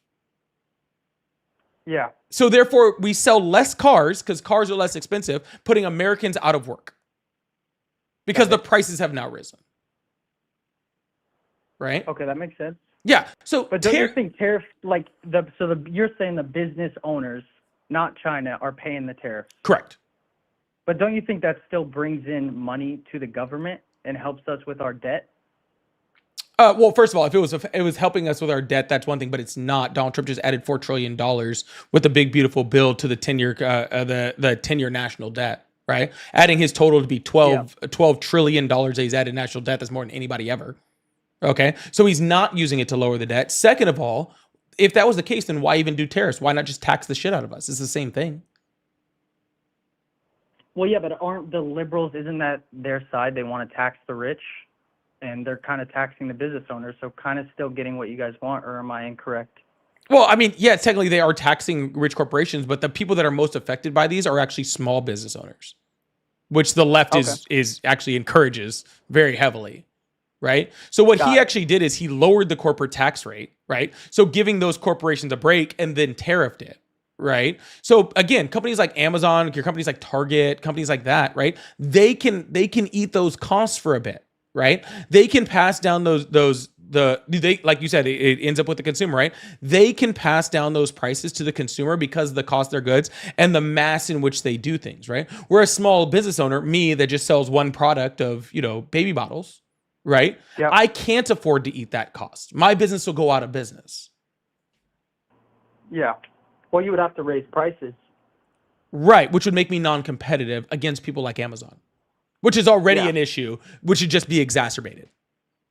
But don't you think if the imported goods become more expensive, that will incentivize people to buy from local producers inside the United States? Well, that again, are not getting their stuff from China or other countries? That assumes that we, A, make that product here, and B, that we make it up to the consumption level of the United States. Yeah, which I agree. Other countries have way higher consumption levels than us. No, we have higher consumption levels than anyone else. We are the largest consumer state in the United States. I don't think we make more. I think we're the largest consumer. I definitely don't think we make as much product as China does. We don't. I mean, almost everything is made in China out here. Right, but again, we don't have the ability to completely move off of that, right? Like we get a lot of our clothes from places like Indonesia, right? From Vietnam, right? We get lots of our clothes from other countries, right? Well, the reason why we get those clothes from other countries is because if we don't have the infrastructure in order to create clothes like that. B, if we did, every H&M t-shirt would cost $200, right? Due to labor and resourcing and all that sort of stuff, right? So we don't have the infrastructure. So when you tariff things like that, we don't have the ability to meet the consumption of the United States, which means that we just pay more. There is no bringing manufacturing back. It doesn't make sense for the company based off of the tariff rate. They're still being able to charge less by making it over there and just eating the cost of the tariff. Yeah. Does that make sense? Yeah, I understand your point. Yeah. So if I didn't make that all the way clear, like say it's H&M, right? And H&M's like, oh, we get these clothes from Vietnam. Well, it's cheaper for H&M to just raise the cost, 15% to that tariff level, right? Yeah. Than to actually try to retool a factory to make that amount of clothes in the United States, because it would cost more to do that. Like the consumer would end up paying more. Yeah. Okay, well, we could switch from tariffs. What do you think about wars with the Democrats versus how Trump's handled wars? How has Trump handled wars? He hasn't really done much of shit. The first president in 40 years to not start a new war. I'm sorry, what wars did Biden start? I could probably look that up. Oh, because there wasn't any? Give me a sec.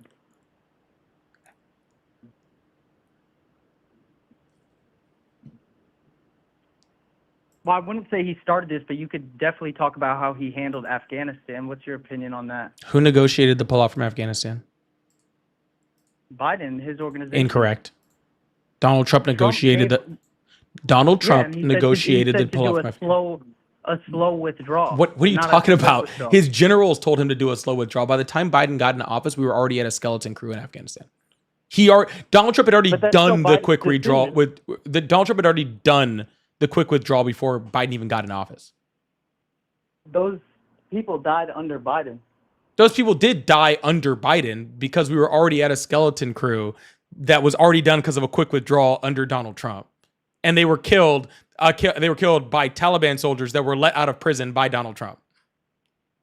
Yeah, but the withdrawal happened under Biden when they were killed. So you're saying he didn't have the ability to stop that? He tried to. How did he try to stop that? Yeah, there was 2 different delays when it came to the pull out of Afghanistan, because he said if we pull out of Afghanistan, we're going to be in trouble. There's no way we can effectively do this. And he was able to delay it twice, and then he was stopped the 3rd time because we had already negotiated and confirmed the deal under the Trump administration at Camp David. Well, we'll agree to disagree on that. That's not an agree to disagree, sir. Am I saying that Biden takes no blame for the pullout of Afghanistan? Absolutely not. I'm not saying that. Okay. Well, I think we can agree to disagree. I'm not forced to agree with anything you say. No, sir. But I'm not giving you an opinion.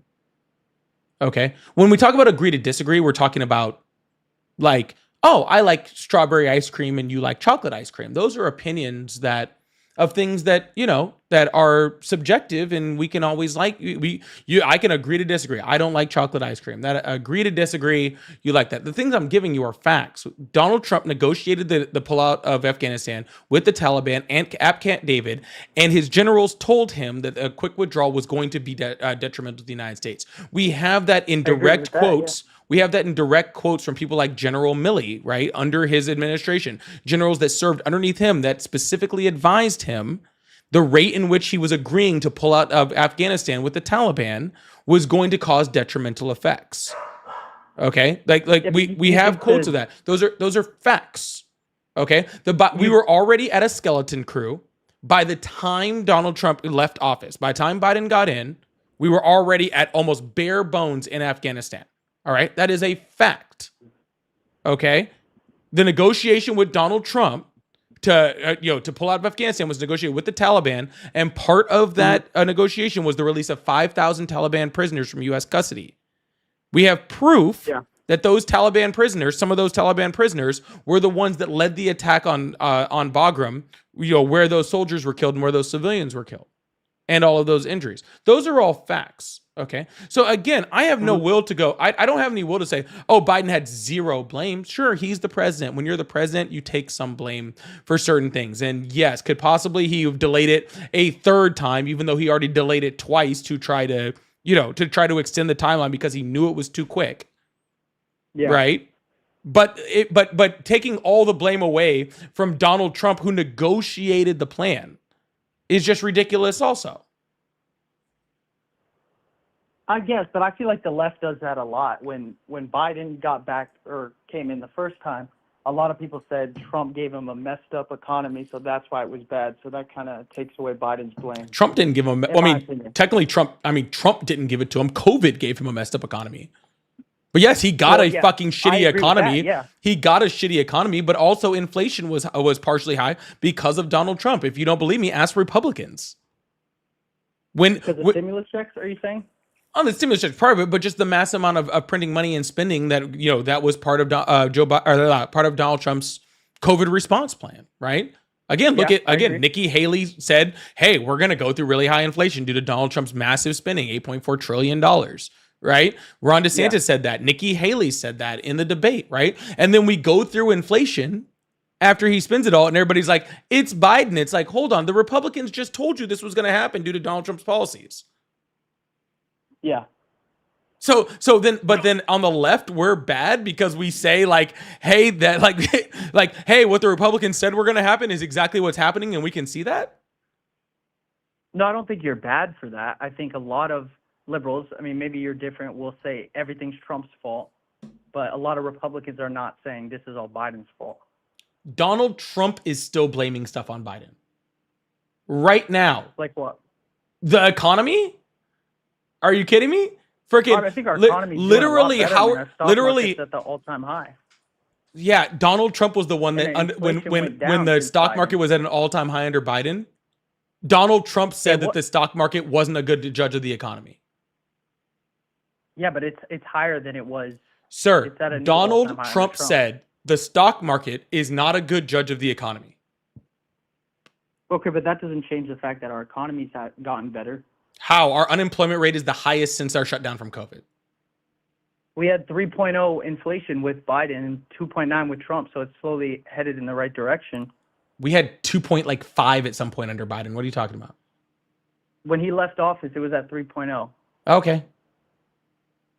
So I think inflation's getting better. We had I job think he's loss doing a numbers for good the job first. with We had the negative border. job creation for the first time since COVID. Yeah. Yeah. We have lost hundreds Right. of thousands of manufacturing jobs just this year. Yeah, which isn't the best, but I don't think that's the whole representation of the economy. I think he's done a good job with our border, not going to wars, peace in the Middle East. You think we have peace in the Middle East? That's cute. He literally got a Nobel Peace Prize for that. He literally does not have a Nobel Peace Prize. Or he definitely was nominated. Yeah, he gets nominated all the time. He still can't figure out how to get one. Okay, well, he still didn't start wars in the Middle East. Neither did Biden. Actually, Donald Trump says he started wars in the Middle East. Donald Trump said he did, or Biden did? No, he said he did. What wars did he say he started? Iran, Israel. How did he play a part in that? I don't know. He's the one who said he started it.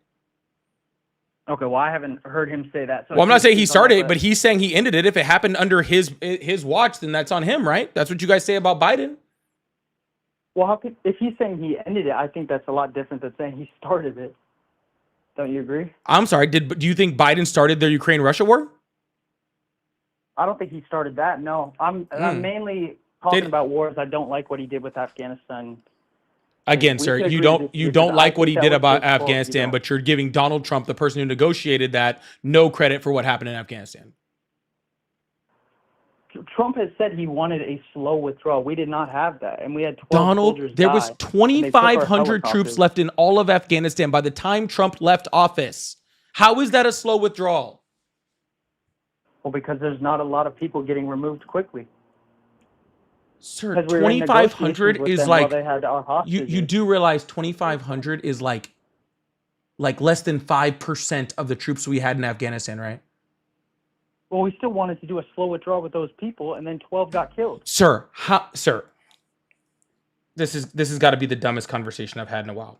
Sir, Donald appreciate the Trump respect did from the the left. fast withdrawal.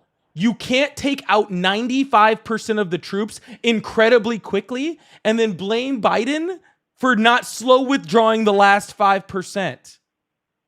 So you're saying Trump took out 95%, 0 people died, and then Biden 63 takes out people died in 5% and Afghanistan 12 under died. Trump's watch. What are you talking about? No American soldiers died. 63 different U.S. military soldiers died in Afghanistan under Trump's first term. From the withdrawal? Sir, from all of the time, it was They died in war or from the withdrawal? I think that's both, sir. Both. different. Okay, I don't think 60. So gotcha. So if Donald Trump died in a if withdrawal. Donald Trump does things to cause their death, it's okay as long as it's not during a withdrawal. I didn't say it's okay. I said I don't think that's. Well, how could he cause their death in war? He forced the enemies to shoot at them? Doesn't make sense to me. So Biden forced the enemies to shoot at them during the withdrawal?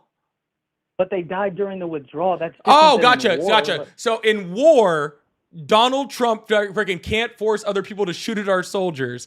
But during a withdrawal, Biden can force other troops to shoot at our soldiers. He's not forcing them, but it's Sir, based on the withdrawal general, process. I need you to be very, very clear. I need to be very clear. The generals under Trump said if you pull out this many troops this quickly, then on our withdrawal, we will not have enough people to withstand and there will be casualties. Sure. I don't think every general has to agree with Trump, or he has to agree Every with him. general agreed with each other that this exact same thing was going to happen. But he's had a lot of generals who left, so I don't think... Because he was so in listen support to of them. Just he's like with the president of the United Afghanistan States. withdrawal. Isn't he the one giving them the commands? Yes, because these generals realize that those commands are going to get their soldiers killed. Okay, well, we'll agree to disagree. I think Biden definitely handled that poorly. Okay, then what did Biden do? Then what did Biden do? What was the month? What was the what was the month that we had to be out of Afghanistan under the Biden administration due to the negotiations under Donald Trump? I don't know the month. Well, why not? If you're saying that Biden was the one that did it too quickly, then I would think that you would know how many months Biden had according to the negotiations with Trump. Well, you don't have to know the exact month to know he was told do not withdraw quickly. And he No, chose to. under the negotiation by Trump, Joe Biden had to withdraw all U.S. troops by May. Okay, and what month did he remove them? I think August. All right, I'm gonna look that up. Literally the entire negotiation of when we pulled the troops out on a timeline, the deadline was set under the Trump administration. Yeah. God, someone said August 31st. God damn, I'm good. That was off of memory. August 30, 2021, the last plane was officially completed in the withdrawal.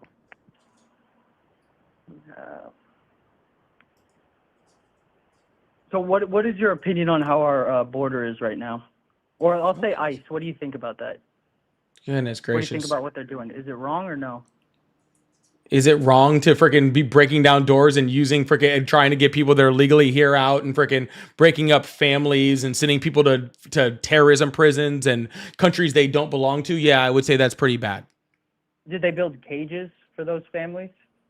No. Would you say Not that's that I wrong? know. Yeah. You don't think Obama and Biden built cages? Obama did, and it was wrong. But that's with Biden. And it was wrong. Well, okay, well, I'm glad you're saying that. Why? Why would So I what not do you say think is that? wrong- I said it what do back you then. think is The wrong entire left said it back then. You said ripping apart families. That is exactly what Obama and Biden And that did. was He created wrong. those cages. Yeah, I know. I'm glad you're saying that. Sir, We the agree on that. entire left said it during the Obama administration. What are you talking about? Then why is the entire left right now saying we're ripping apart Because families it's when wrong. Obama and Biden did the same thing. Because it's wrong. Sure, you could say cages are wrong, but how is it wrong to deport people who are here illegally? I didn't Which say is it against the was. law. Did I mention just deporting people that are here illegally? No, but that's what the whole left stance is. No, so I'm they're asking not. you The what's left is yours. saying stop sending people to terrorism prisons for crimes they haven't committed. Stop trying to send people to South Sudan or Rwanda who aren't from those fucking countries. Stop making freaking places like Alligator Alcatraz to try to purposefully use inhumane tactics to fucking house people. Stop trying to separate families so that we have children that are lost from their parents and there's no tracking on them. No one's saying don't deport people. The left is saying stop acting fucking inhumane. I think a lot of the left. Is No, definitely that saying is what don't you deport are people who saying. No one illegally. on the left is saying that. Find me one There are a person on the lot of left that is people on saying the that. left saying Find that. me one person on the left that is saying that. I'll wait. Well, how am I supposed to say someone's name? What am I supposed to say? Because you're Sarah saying that the 505 left on is saying TikTok? that, so I'll wait. And since The you whole see, left since is all saying of that. That's why the you guys whole are left, the rioting and whole saying left is fuck saying that. ICE and all that stuff. Yeah, sir. ICE is literally running into people's houses, detaining people based off of racial profiling, wearing masks and no uniforms and no name tags, and tackling and hurting people, and then whisking them away from their families, many times when they weren't even here illegally. Yeah, and they're not getting deported if they're here legally. Oh, gotcha. That's So the being difference. ripped out of your friggin' workplace, being thrown on the ground, beaten by masked officers, and being taken away from your family, when a lot of times they're the only breadwinner, is okay as long as they don't get deported. Well, I'd love to see videos where people are getting thrown to the ground and beaten the shit out of for coming here illegally. I don't think you have Literally, that, but I just can wait for you that should as well. try anywhere on the internet. I literally see 3 new Well, you can videos give of me it a source. day. You asked me for a direct source. Who on the left said that? So I think that's a scapegoat. Fine, to I'll say, take look it on the back. internet, Say 'cause they're you not can't getting show it. beat up. It's still wrong. Well, they're checking if people are illegal. I don't think that's wrong. That- Sure, you're gonna have some people. Oh, who are so what does an illegal. illegal person look like? I have no clue. They're all different. It's not Oh, a race then how come thing. the administration was specifically sued for racial profile? They were what? Sued for racial profiling and lost. Yeah, and they also, the court also said ICE can keep doing what they're doing. Yeah, so you're okay with racial profiling. If it was racial profiling, they would have got shut down, dude. No, it's not. They said it is racial profiling and they can keep doing it. I don't think they let them keep doing it if it's racial profiling. But they did. And people from all different races, that's the difference. It's not a thing. I think everyone thinks like we want Mexicans out or certain race. It's not a race thing. If you're here illegally, whether you're white, Mexican, black, it doesn't Then matter. why are they You're racial illegal. profiling? Why are they ripping Uber drivers off their fucking off their transportation while driving down the streets in DC just because they're brown? I don't think it's because they're brown. But it was because they're brown, because I they think were they're doing- sued for that But how can you say and that? lost They come for out and racial say- profiling. You, sir, see, here's the thing. You guys, like, literally, you're over here like, oh, the left is just saying fucking stop, like, you don't want to deport anyone and all that sort of stuff. And then literally the left is up here going, stop racial profiling. You're like, they're not racial profiling, even though there's been multiple freaking lawsuits, which they have lost, that have shown that they're racial profiling. Yeah, but I think it can't be racial profiling just because it's a certain race. Just because it's Mexican. You or said black, it can't be say- racial profiling just because it's a certain race. Got it. Insane. No, I'm saying you can't say just because they're Mexican or black, that means it's racial profiling. Sir, they were literally part of their fucking things, just pulling over anyone who looked Latino. Okay, well, I don't think that's said anywhere that ICE has said we're pulling over every Latino. There's other Literally, people Stephen of Miller different said, races that are stop getting going deported. after criminals and start camping out around 7-Elevens and Cardenas markets. That's what he said. Well, he they're said, probably he said, looking for start people going who out are front of Home criminals. Depots. I think it's also dependent on the neighborhood. I don't think they're going in the suburbs and saying, here's a Mexican, let's see if he's illegal. That's literally what they're doing and what they've been sued for 3 different times and lost every single time. That Yeah, said I that they don't were think racial that's true. I profiling. don't see That them is, in suburbs, sir, I neighborhoods don't ever. care what you're seeing. That's what is happening, and that's what the left is mad about. But you're not seeing that either. You're just saying that. You're saying, Sir, I saw a it's in the lawsuit court that said documents. that they're going in suburbs and saying we only want to talk Oh, to no, not Mexican just people. suburbs. They're going in urban areas. They're going all over the place in racial profiling. So how's that racial profiling if they're going to different areas and not targeting one specific area? But How they, is that racial because profiling? they are targeting specific areas. They've been also found to target specific areas where Latinos are. They have been found to specifically stop Latinos just because of the color of their skin. Stephen Miller in Donald Trump's cabinet has literally advocated for bringing back stop and frisk, one of the most racist fucking laws that ever existed in this country, and what was literally guiding freaking racial profiling. Well, how are you supposed to know if someone's illegal? What are they supposed to do? Stop every single person? No, just apparently the brown ones.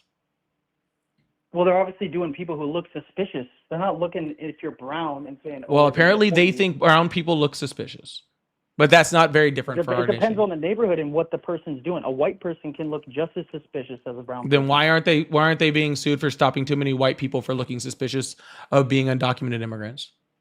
Because everyone on the left is saying Republicans are white supremacists, so you can't say. No, the sir, left can't even say you stop, can be racist stop, towards white. stop trying to avoid the question. Why are they That's not only avoiding the getting question. I'm sued answering your for question. sir? Why are they only getting sued for racially profiling Latinos in Yeah, your Latino question prominent areas? Why? Your question was, why are they not saying that to white people? Because the left doesn't believe you can be racist to white people. So that's why they're not getting sued for asking white people if they're illegal. Because it's not a problem if you're white. Sir, but if what you're does Mexican the or left's black, the left's it's a understanding racist. of race have to do with a fucking lawsuit? Because it's the whole liberal party bringing apart those lawsuits. Sir, that answer made no sense. I award you no points, and may God have mercy on your soul. Okay. That Well, is I'm not that is doing that it is for an point. intentional that is intentionally trying to freaking pivot, be obtuse, and not address the question that I'm asking you. See, here's the thing, You and no, asked- that was the I'm question not you finished. asked me. No, I'm not finished. Okay, go Okay. ahead. See, here's the problem with the right. Okay. I'm not even gonna say with the right. With you. Okay. Sure. Because I'm not gonna say with the whole right. I'm just gonna say with you. Okay. That's fine. You want to say the left is doing this, the left is doing that, the left is doing this, the left is doing that. But when I correct. actually explain to you what the left actually feels and what the left actually means and what the left is actually upset about, instead of actually listening, you ignore it and then still argue for the points that we're mad about. So you're saying Okay. there's no one on the left that wants to stop ICE from taking out illegal immigrants? I'm sure there I are think some that's people on the absurd, and left. I think you know that's I'm not sure true. there's some people on the left. But there's Yeah, some people no, on the I'm right saying who there's nothing wrong. there's some people on the right that want to bring in the second coming of Hitler and freaking have another H cost. Do you agree with them? I disagree, but I do think there's extremes on the right. All right, and the awesome. left. So then why are Yeah. we picking out small little sections of certain parts of the left and then trying to freaking, expand that over the entire left? I am talking about the majority of the left is against The majority of the left is not peaceful, Sir, and you know the that. majority of the left is peaceful. The You fuck just are you murdered a talking man. about? Did you see any riots? Did you see any buildings? Okay, and Did you when, see what happened when BLM you guys just Antifa murdered small Melissa? businesses What broke down? Hey, what happened when a Republican and a Trump supporter just murdered Melissa Hortman? Yeah, that's wrong. But Oh, we're not starting so the whole riots right in isn't of buildings. peace. So that means the right isn't peaceful. We're not rioting, dude, and burning down Did we businesses riot when you guys killed and Melissa killing Hortman? police Did officers. we riot when you killed Melissa Hortman? Did we riot when No, you attacked you Nancy rioted- Pelosi's you house? rioted- Did you we riot rioted when you over a when you guy burned who down Josh overdosed Shapiro's on house? fentanyl. Did we fucking riot when any of those Did you things riot happened? over a guy who overdosed on fentanyl and said, "I can't breathe" 10 times before the cop's knee was on his Yes, neck? that Yes, many you did. times, as we have many times in the United States where we have rioted against police brutality. You should look at the LA riots in the 90s. Why did you guys riot just because Donald Trump lied to you about an election? We didn't riot. Oh, you're right. You committed an The Capitol insurrection. was That's built- right. the You Capitol committed was a burned violent down. insurrection against the United States where you literally tried to stop an official proceeding and you tried to hang the vice president. Nobody tried to hang the vice president. Oh, really? So and all the Capitol pictures of was the not burnt gallows, down. with all the pictures of the gallows being carried by January 6th protesters that said Mike Pence's name on it, they're all fake. Even though Yeah, I there's watched also it been- live. There's also been people on video putting Trump gear on in video in bushes. Oh, yeah, all At of the those Capitol things that riot. were proven not to be true. Yeah, those are fun. But regards to that, sir, why were you guys rioting just because someone told you the election? See, the right I don't can't think be that was peaceful, I sir. don't think The that was right us. can't be peaceful because of January 6th. I'm going to put you guys all in a monolith, and since the right can't be peaceful over January 6th, none of you guys would be right. You guys are all violent, right? How many buildings were burnt down, dude, in small businesses? I don't think you understand. the Oh, difference. again, sir, I'm sorry that you don't feel up in arms about freaking, police brutality specifically against black people in the United States. Okay. I'm not sorry that specifically doesn't against black affect you people. whatsoever, and that's okay. More- I more understand white that in the people die every year by cops than black people. not freaking per capita.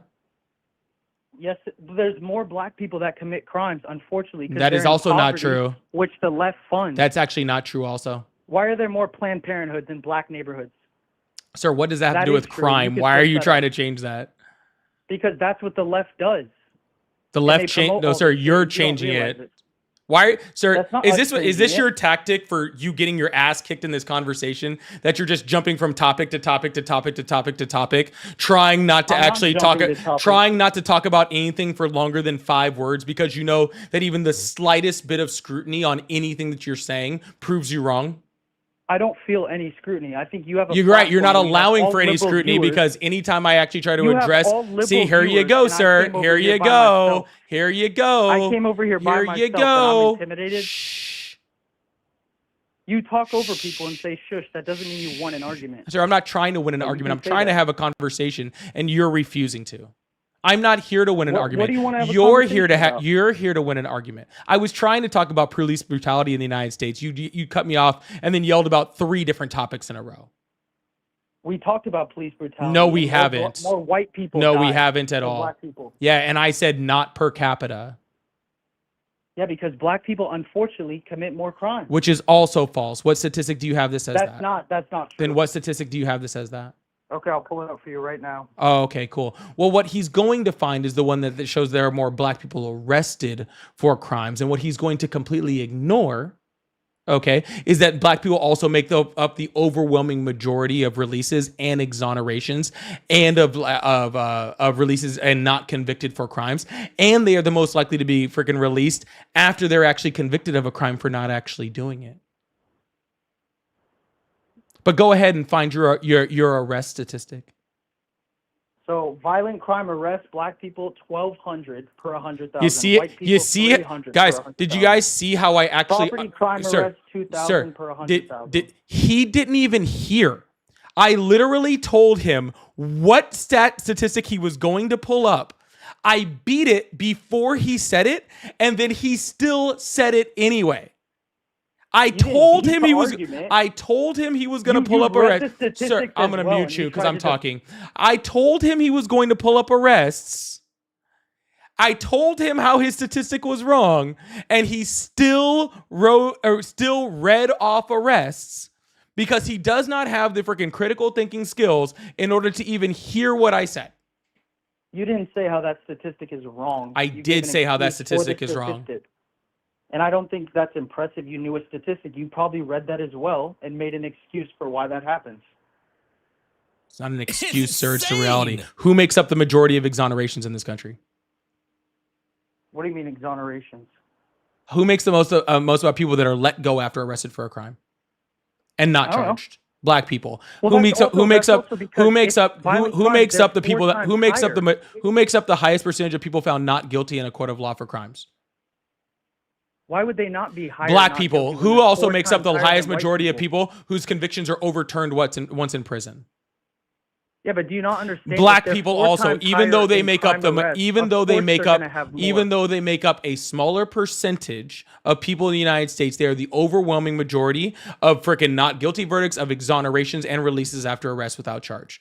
They are the highest percentage of all of those by a Yeah, I long shot. 100% This agree is with why people like him, people who want to skew the stats, only talk about arrests. And the reason why arrests for black people are so high is because of policies like stop and frisk, because of policies that include do things like racially profile, okay? Because there is a systemic problem insane. with racism within our criminal justice system that causes freaking police to arrest black people at a higher rate, even though they did not commit a higher rate of crime. And again, any type of scrutiny within those statistics specifically shows that, okay? But people like this would rather use a very racist stat like arrests instead of How's that actually addressing racist, the dude? concern. That's what I'm saying. You guys say the left doesn't bring in race, and I 100% agree. Black people for sure get let go more than white people. And the reason that is because black people get arrested 4 times more.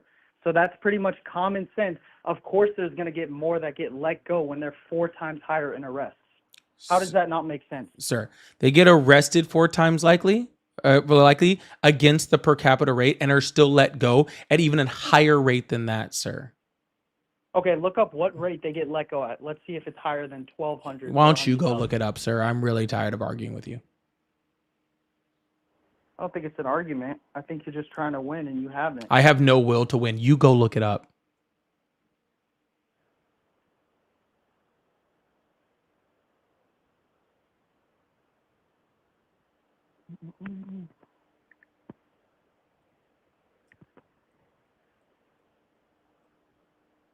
Not your Well, how would fucking that not maid. make I'm not going to sense? sit here and fucking look shit up for you.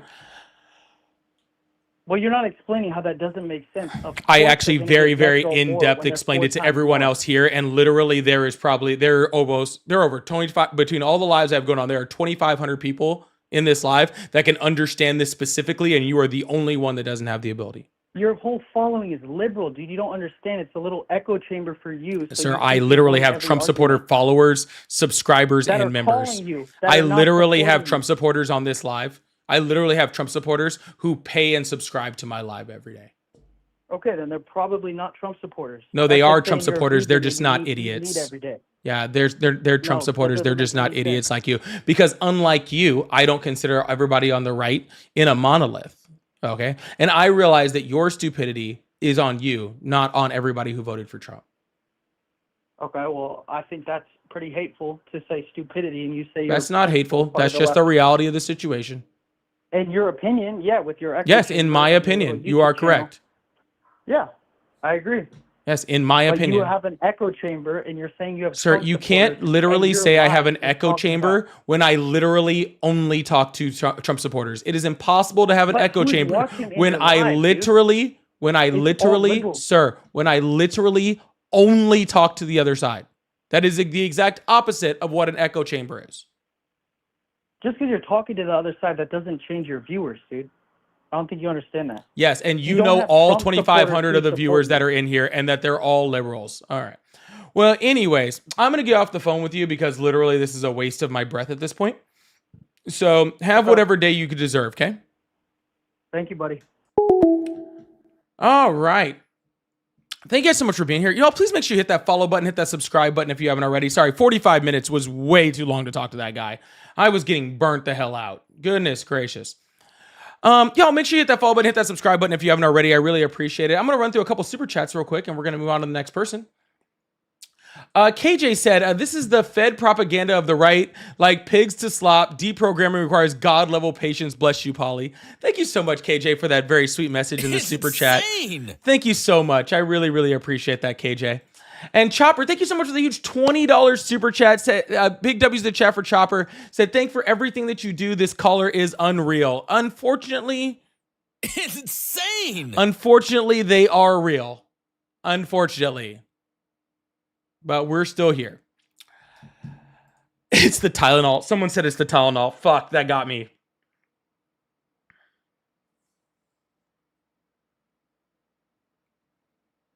Someone said it's the Tylenol. Sorry, that got me.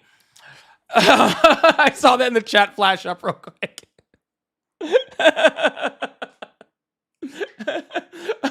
Artistic, thank you so much for the $5 super chat. Says they also use Molotov cocktails, broke into the White House, caused billions in property damage, stole from the White House, and this guy is uneducated. Probably. Didn't they also take a shit on someone's desk?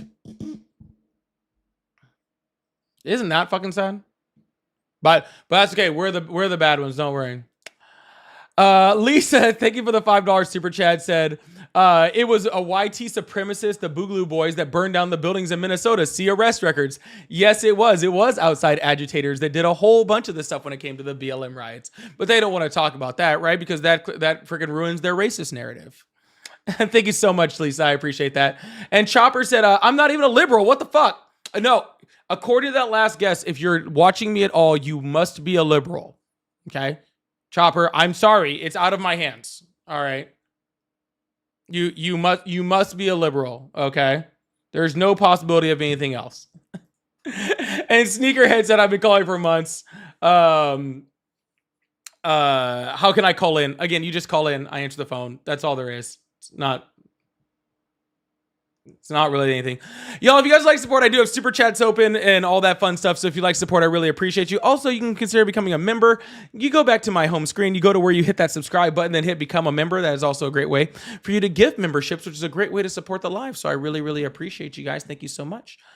Also, if you would like to support in other ways, I do have Cash App, Venmo, PayPal. They're all at Polypolitics, like my name and all in my bio. So if you'd like to support that way, I also really appreciate that for all the work I'm putting in over here. Jesus.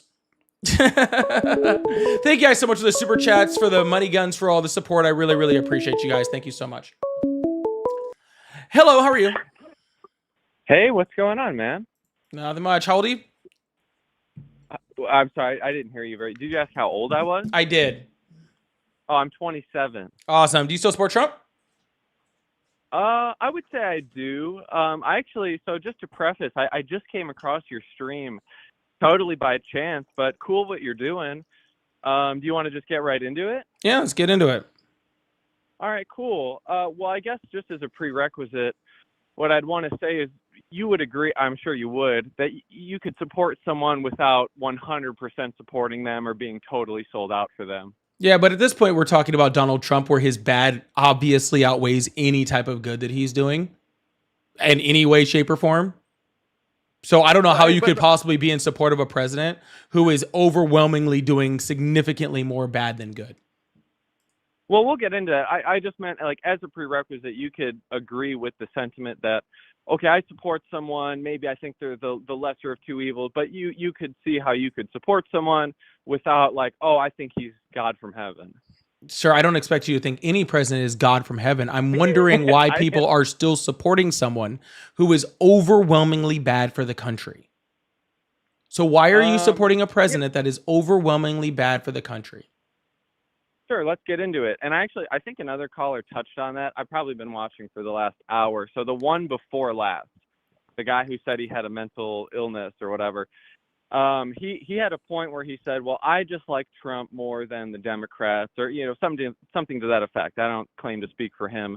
And you had said that was foolish. But I don't agree with that. So, I mean, I think there is a kernel of truth to that, where Trump acts as the front runner for the Republicans, and the Republicans, in effect, or maybe, you know, at least like give lip service to conservative values and Christian values, traditional American values.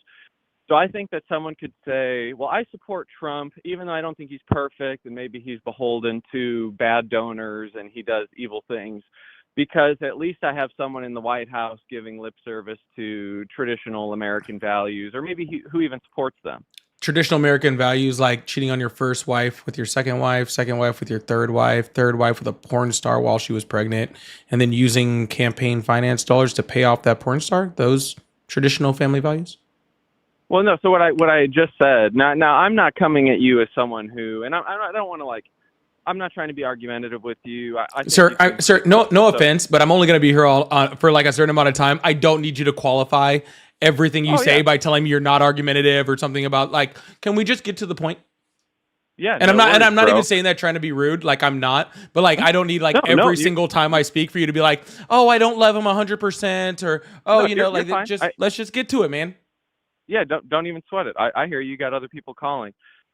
So when you say Trump cheated on his wife and all that, I mean, that's part of him being like a scummy guy. What I'm trying to say is I think a legitimate position is saying that he is, one could say the phrase, the lesser of two evils. Another way to put it would be, well, I support the ticket that he's running for, right? Like, you could say, well, I'm a Republican, so I'm going to vote who's in the Republican House because, the Democrats are, XYZ. As a Christian myself, I just couldn't support the Democrats no matter who was on the ticket because the platform itself runs on what I see as values antithetical to a Christian worldview. Like what? So Donald Trump himself, well, I could start with anywhere. We'll start someplace. Yeah, sure. I'm not pro-choice. So I'd be pro-life. And obviously. But the Bible is. I don't agree with that. Well, you can agree with it or not agree with it all you want. That really doesn't have any effect. The Bible. I disagree with your assertion. Where is the Bible in favor of killing babies? Just like babies that are born, Deuteronomy 21. Babies, fetuses, that would be Numbers 5. Okay, go ahead and read that for me. I mean, I totally disagree with what you're saying. Well, I don't need to go and read the entire book of every single part of that, but Deuteronomy 21 specifically orders them to go and kill the Amalekites, all women and children, like even newborns, and kill their entire genealogy. So Deuteronomy 21 specifically orders his people to kill children, all right, including babies, all right. And Numbers 5 gives a priest instructions on how to give an abortion if the husband believes that his wife is cheating on him. So without pulling it up, I guess I'll just have to take your word for it.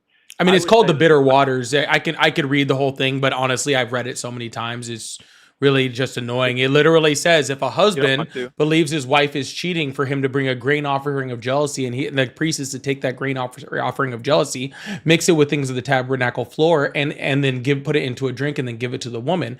And if the woman is found to have been unfaithful, then it causes her womb to swell and her body to miscarry. Okay, so the Bible, just based on what you're saying, I mean, you said you're not going to look it up, and I guess I won't look it up just for the sake of time. But that's obviously not prescribing an abortion. That's saying that what she's going to do is if she's found guilty, then she will miscarry. Now, obviously, what I'm not saying is like God doesn't cause evil things to come upon people.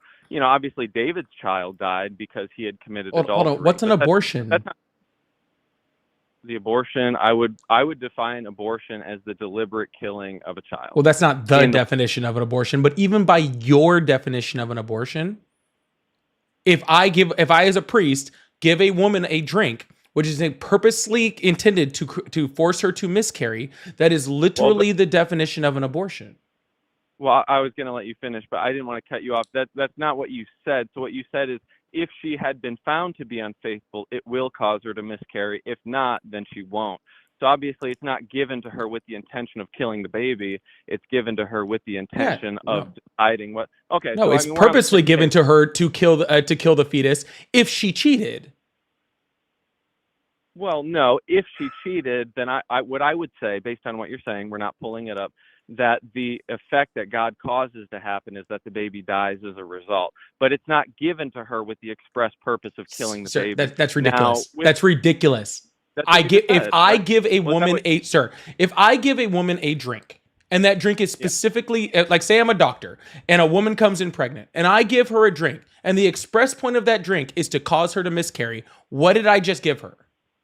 Okay, I agree. Then you would give her a drink to miscarry. But in the portion that you said, it's not given to her to make her miscarry. It's given to her to decide whether she had cheated or not. There's a big Sir, difference. all it is a very antiquated ability because people don't understand.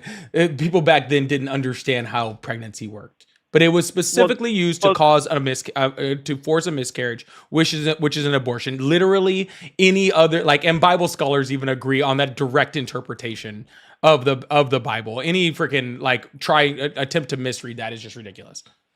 Well, I don't agree with that, and just based on what you told me, it's not for the purpose of her miscarrying. But I don't want to go down that rabbit hole. Oh my God, you're really gonna make me bring up this thing. If she has been made pure and impure and unfaithful to her husband, then this will be the result. That when she is made to drink the water and it brings a curse of suffering, it will enter her abdomen will swell and her womb will miscarry and she will become a curse. If she was unfaithful. Well, let me ask you a question. Gotcha. So that's what he said. Abortion, according to the Bible, abortion is only legal if you've been unfaithful. Cool. Do you mind if I speak without being cut off? No, because you're just being obtuse for no reason. It's ridiculous, dude. I'm not if you're not going to address what the Bible actually says, then don't pretend to be doing this on some Christian values.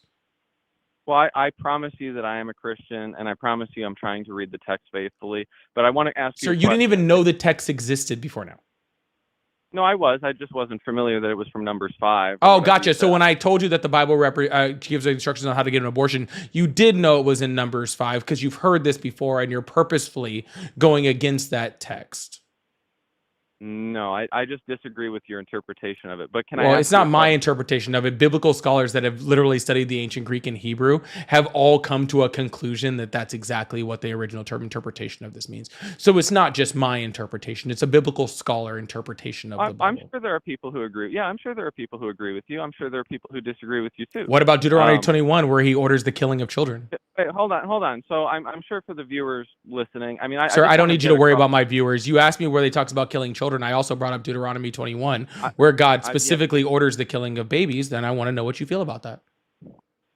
Okay, so I still have one question I want to ask. But with an abortion, the express purpose of an abortion is to kill the baby regardless. So what you're reading in the Bible is the sign will be given, if she drinks this and she hasn't been faithful, she'll miscarry. Obviously, with an abortion, there's no well, if she did this or did that. I mean, the express purpose is the woman's deliberate choice to kill the baby. Yeah, that's not even what an abortion is, which I've already tried to discuss with you. But I want to know what you think about the Bible specifically ordering the killing of babies. Yeah, I'm talking about abortion, and then no. You said, I believe in traditional family values when it comes to Christianity. I don't agree with the killing of babies. Those are the words that you said. I brought up a chapter and verse of the Bible where God specifically orders the killing of babies, and I want to know what you feel about it. Sure. Yeah, we can go ahead and do that. I think for anyone who rewinds, I said I was pro-life and not pro-choice. But that is not what you said. But go ahead. Well, sure. That's why I brought up Deuteronomy 21 when you actually said it. Yeah. Okay. Yeah, actually, I'm sure you specifically said it, and then I said, well, if you're actually talking about babies, Deuteronomy 21, but if you're talking about abortion, Numbers 5, yeah. Yeah, that's fine. I could be wrong. I can go back and you are. Whatever, can you please address it? With respect to God prescribing the wiping out of the Amalekites, I mean, I think that's probably uncomfortable for a lot of people, but I would just say that I trust what God's going to do. My point would be, and you can cut me off, please don't. I would say that it's not man's place to decide. So obviously God, as the creator of human life, as the ultimate judge, if he determines that a people are, to be wiped out, then that would be his doing. Obviously, he could kill me at any time. I would say I'm deserving of death. He could kill any of us at any time. So God didn't decide. So God, being omnipotent, didn't decide whether women were going to be able to have abortions or give them a free will to be able to have the abortions, or didn't allowed for abortions. All of those things would still be under God's power. The second one, yeah, people have free will. I'm not a Calvinist, so I believe that people have free will. It's not God's desire that people would sin. It's his desire that people would do the right thing. Where does the Bible say that's sinning? Where does the Bible say what? I'm sorry, I didn't hear you. Where does the Bible say that having an abortion is sinning? Well, my my understanding of an abortion, I believe most people would agree, is it's a killing of an innocent person. You can agree on a falsity. That doesn't change anything. Tons of people have Insane. throughout time agreed on falsities. Actually, it's pretty common. Okay, so Yeah. you're asking where does the Bible say that abortion is wrong? Abortion is the killing of a baby. Gotcha. So God can order people to kill babies, and that's okay. But if where the Bible never says that it's a baby whatsoever inside of the womb, never even addresses it, actually specifically gives instance in which a fetus is killed when a woman is pregnant, and doesn't even consider it a life for a life, and actually addresses a monetary value for that fetus and not a life value for that fetus. You have just somehow made up that it's a sin. No, I wouldn't agree with that. I also wouldn't agree that having a monetary value on your life is indicative of not being a human being. Obviously people in the Bible, women have a dowry. I don't think that the Bible says that women aren't human beings. The Bible says that men and women are created equal in Christ Jesus. So, male and female, bond or free, rich or poor, they're all equal in Christ Jesus. But actually the Bible does address this. The Bible says if you kill the pregnant woman, then it's a life for a life.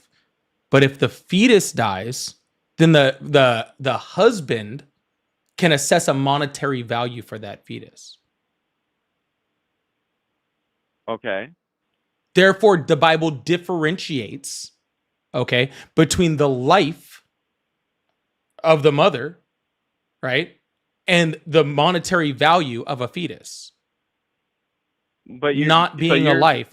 It actually multiple times throughout the Bible discusses life for a life, like the penalty for a life is a life, right? The Bible discusses that pretty clearly all the way through it, right? Especially through the Old Testament and even into the New Testament, all right? But when it came to talking about specifically the unaliving of a fetus, it does not assess that as a life for a life and assesses that as a monetary value. Why is that? Well, I could point to parts of the Bible where it does talk about infants as souls, as people. David's child dies at birth, and he says, well, the child won't be with me, but I'll go to be with the child. So it's a human being with a soul. He's going to go see his child again in heaven. Or when, John the Baptist leaps for joy in his mother's womb. Hold on, did God say that, or did David say that? Well, you could say that with what you're reading. I mean, as a Christian, I believe that every word of God is inspired by the Holy Spirit. The Bible says that holy men of God spake as they were given word by the Holy Ghost. So, yet when God speaks, you don't really have much of a will to listen, and you'd like to reinterpret it. Well, I disagree. I think I'm interpreting it faithfully. Yeah, literally the entire thing about jumping in the womb, that's just fetuses moving in a womb. That still happens right now. That doesn't imply a soul. It doesn't imply any type of difference of life. The Bible specifically differentiates between life and a fetus. I want you to address that, okay? Okay. Yeah, I would say that the Bible says that fetuses go to be with the Lord. So they're in heaven. Where does it say that? When I just gave you an example. I said when David's child dies in birth. At birth. So it was born, and then they said that it went to heaven. I'm talking about a fetus. Give me a Bible verse that says that an 8-week-old fetus, at 8 weeks of gestation has a soul and goes to heaven. You know what? I guess that's a gotcha moment. I don't have one. The Bible doesn't say at 8 weeks. 20 weeks. Conception. No, it doesn't use that language. Well, the Bible also doesn't say that smoking crack is wrong, but you can extrapolate by. I don't think smoking crack is wrong. Oh, okay. I mean, I think it's a bad decision. But again, the Bible also says that killing children in the Amalekites is good. So I mean, really, what do we know? I would agree. Yeah, you know what? I think you make a really good point. What do we know? As human beings, we have a limited scope, and that's why I believe that we have to rely on God. He is the judge. I do rely on God. I do rely on God wholeheartedly. That's why I actually listen to his Bible, okay, as opposed to you.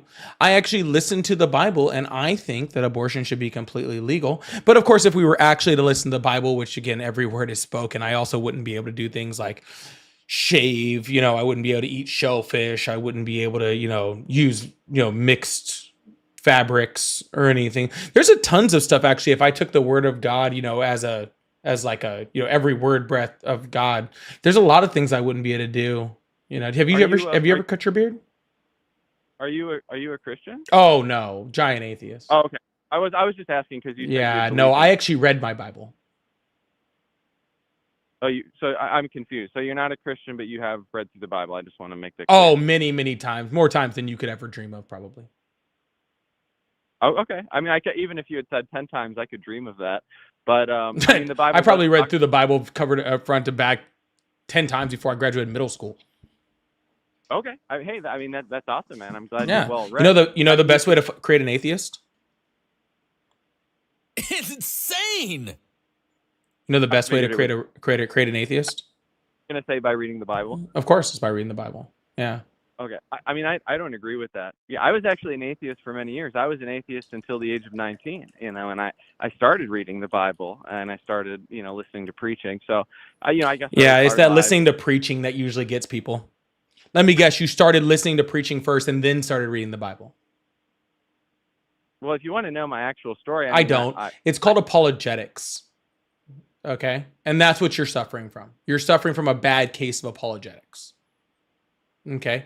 Where instead of reading the Bible for what it is and then making an actual judgment based off of what the Bible says, what you're doing is you heard what people told you the Bible says, or you have an idea of what the Bible's supposed to say or what God is. It's insane. And then you're making an assessment of what the Bible says based off of what you already want it to believe.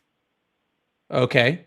See, that's the difference, and that's why your argument makes absolutely no sense. And when you say stuff like you're trying to argue Numbers 5, it doesn't actually make any logical sense. All right? Because there is no logic in that. I'm reading it for what it is. You're reading it for what you want it to believe and trying to twist it in order to make it fit what you're saying. Okay. But the Bible is very clear. The Bible has no problem with killing children. It did it in Deuteronomy 21. It did it in the flood. It's done it actually multiple times. God orders, the killing of children throughout the Bible. So saying that God freaking cares about the killing of children is just absolutely ridiculous. The Bible gives a clear definition between life and what a fetus is. And again, you want to ignore that. And the Bible gives instructions specifically to give how to give an abortion. You can try to twist it all you want to try to make it be like, oh, well, it's only if she's unfaithful. I don't care. It is giving a woman a drink in order to force her to miscarry. That is what an abortion is. And if you can do it because she is cheating, then therefore that life is no longer precious and there doesn't exist. The Bible talks about life beginning at first breath. The Bible talks specifically, this is all about, okay, your want to control of women, okay, which actually is about the only biblical thing that you actually have expressed here. And here's the even crazier part about that. That was all like post-canonization when all of that happened, right? Things like Mary Magdalene being a prostitute, like that control of women, that's post-canonization Christianity. That didn't even exist in the original text, okay? So you haven't even studied the text enough to know that. So that's really where this entire thing wears down to. What you just said is true. I know. Okay. Again, I've read the Bible a lot. I know, but here's the thing. I mean, I'm not trying to argue with you, but I feel like you're kind of bullying me, and I don't. No, you're just not addressing the actual argument, which is just honestly at this point getting on my nerves. You're trying to literally you say you are Christian. You say that every word of God every word of the Bible is inspired by God and comes from God. But then when I literally bring up direct quotes from the Bible, you just find a way to twist your way this way and twist your way that way instead of actually addressing it. Somebody who actually believed that was actually the word of God, okay, would actually trust it as the word of God and would actually follow it, but you have no will to do that. I disagree with what you're saying, but if you would like, I'd like to talk more about politics. I didn't mean to get down this rabbit hole. I'd like to talk more about Trump. I didn't mean to go down the rabbit hole. I'm not really interested, but I hope you have a good day. Okay. Well, all right. Well, I'm going to go ahead and get off. No, really, when you run into people like that just automatically from the get-go just show that they have no will or faith to actually have a good faith argument. There's no point in even having a full conversation with you. Literally zero will to actually have a good faith argument. But anyways, I'm actually gonna get off. I actually stayed up late today, so I figured I don't know, I was having fun, but I'm pretty sure that guy's come up on my live before, and he's pretty annoying. And he did the exact same thing last time, which is why I remember it. Anyways, I'll see you guys tomorrow night about 7:30 Central. Love you guys. Hit that subscribe button and follow button. See you guys later. Bye.